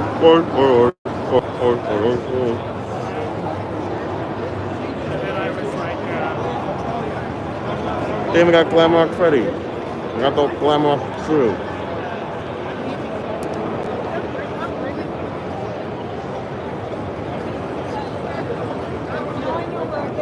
So come back tomorrow.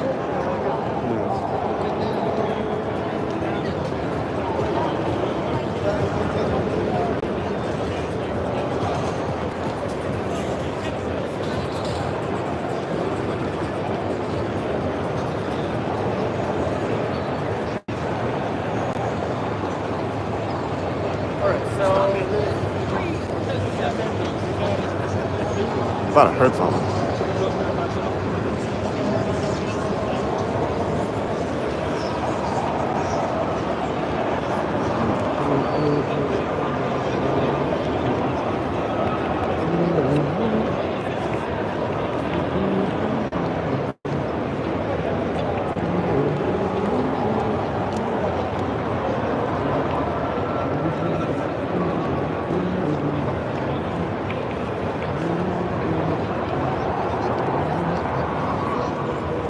Sorry, guys.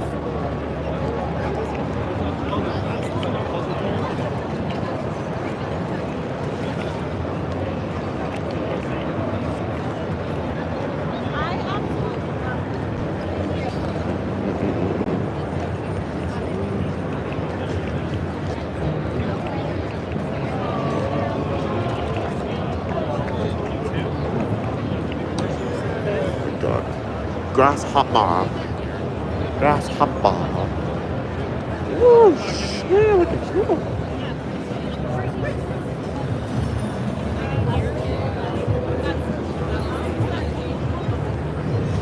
My God, man. Whitethorn Games. Oh, look at this shit. Pikachu. Sorry for the screen shaking, by the way. Earlier, I was doing the Lethal Company dance. I was doing the dance for the company.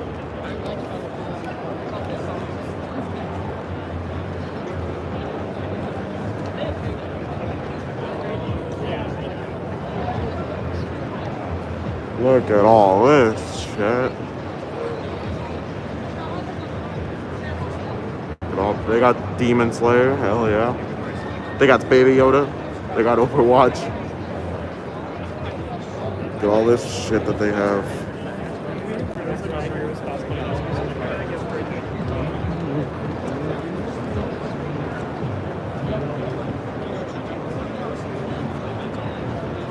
Don't have a Dreamcast shirt on as well.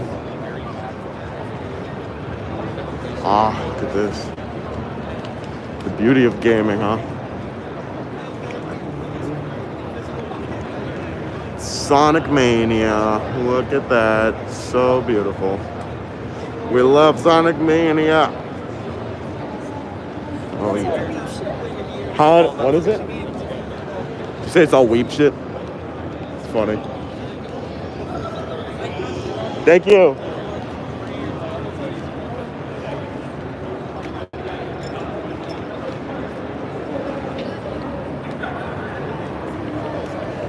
Oh my god. Chat, I'm at 11%. Oh my god.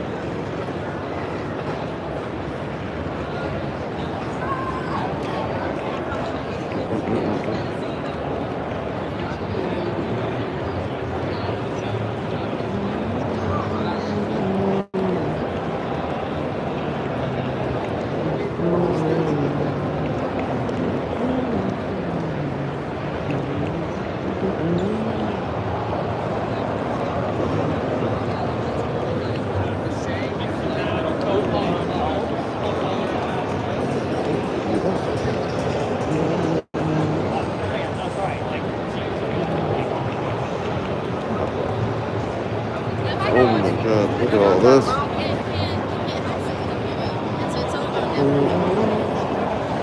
Starcadia? This game looks interesting. Fish. Back at the boxes place. Whoa.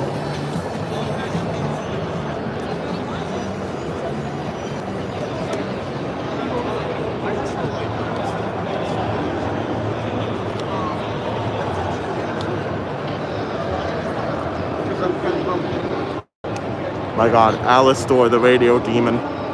He's here.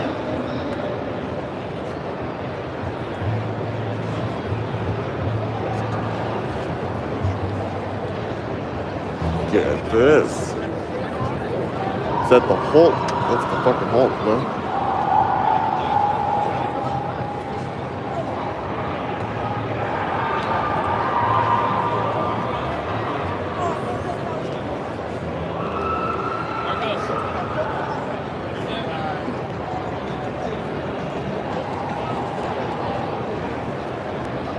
Alright, brother.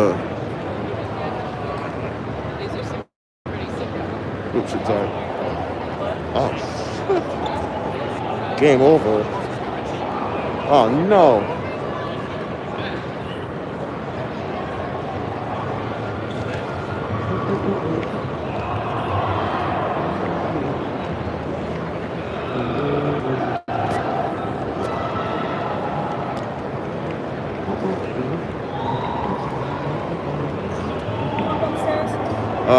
You thought where he is?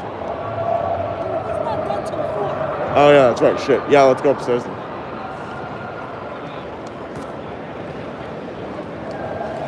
Alright. Chat, we're gonna end off stream here. I know you can't really see my face, but that's because I have my glasses on behind the mask. But we're gonna end stream here. I hope you guys had so much fun watching and listening to the Matt Pat story time. And well, yeah. I'll see you all. Well, say one thing real quick. But hey, that's just a theory. a PAX theory. Thanks for watching.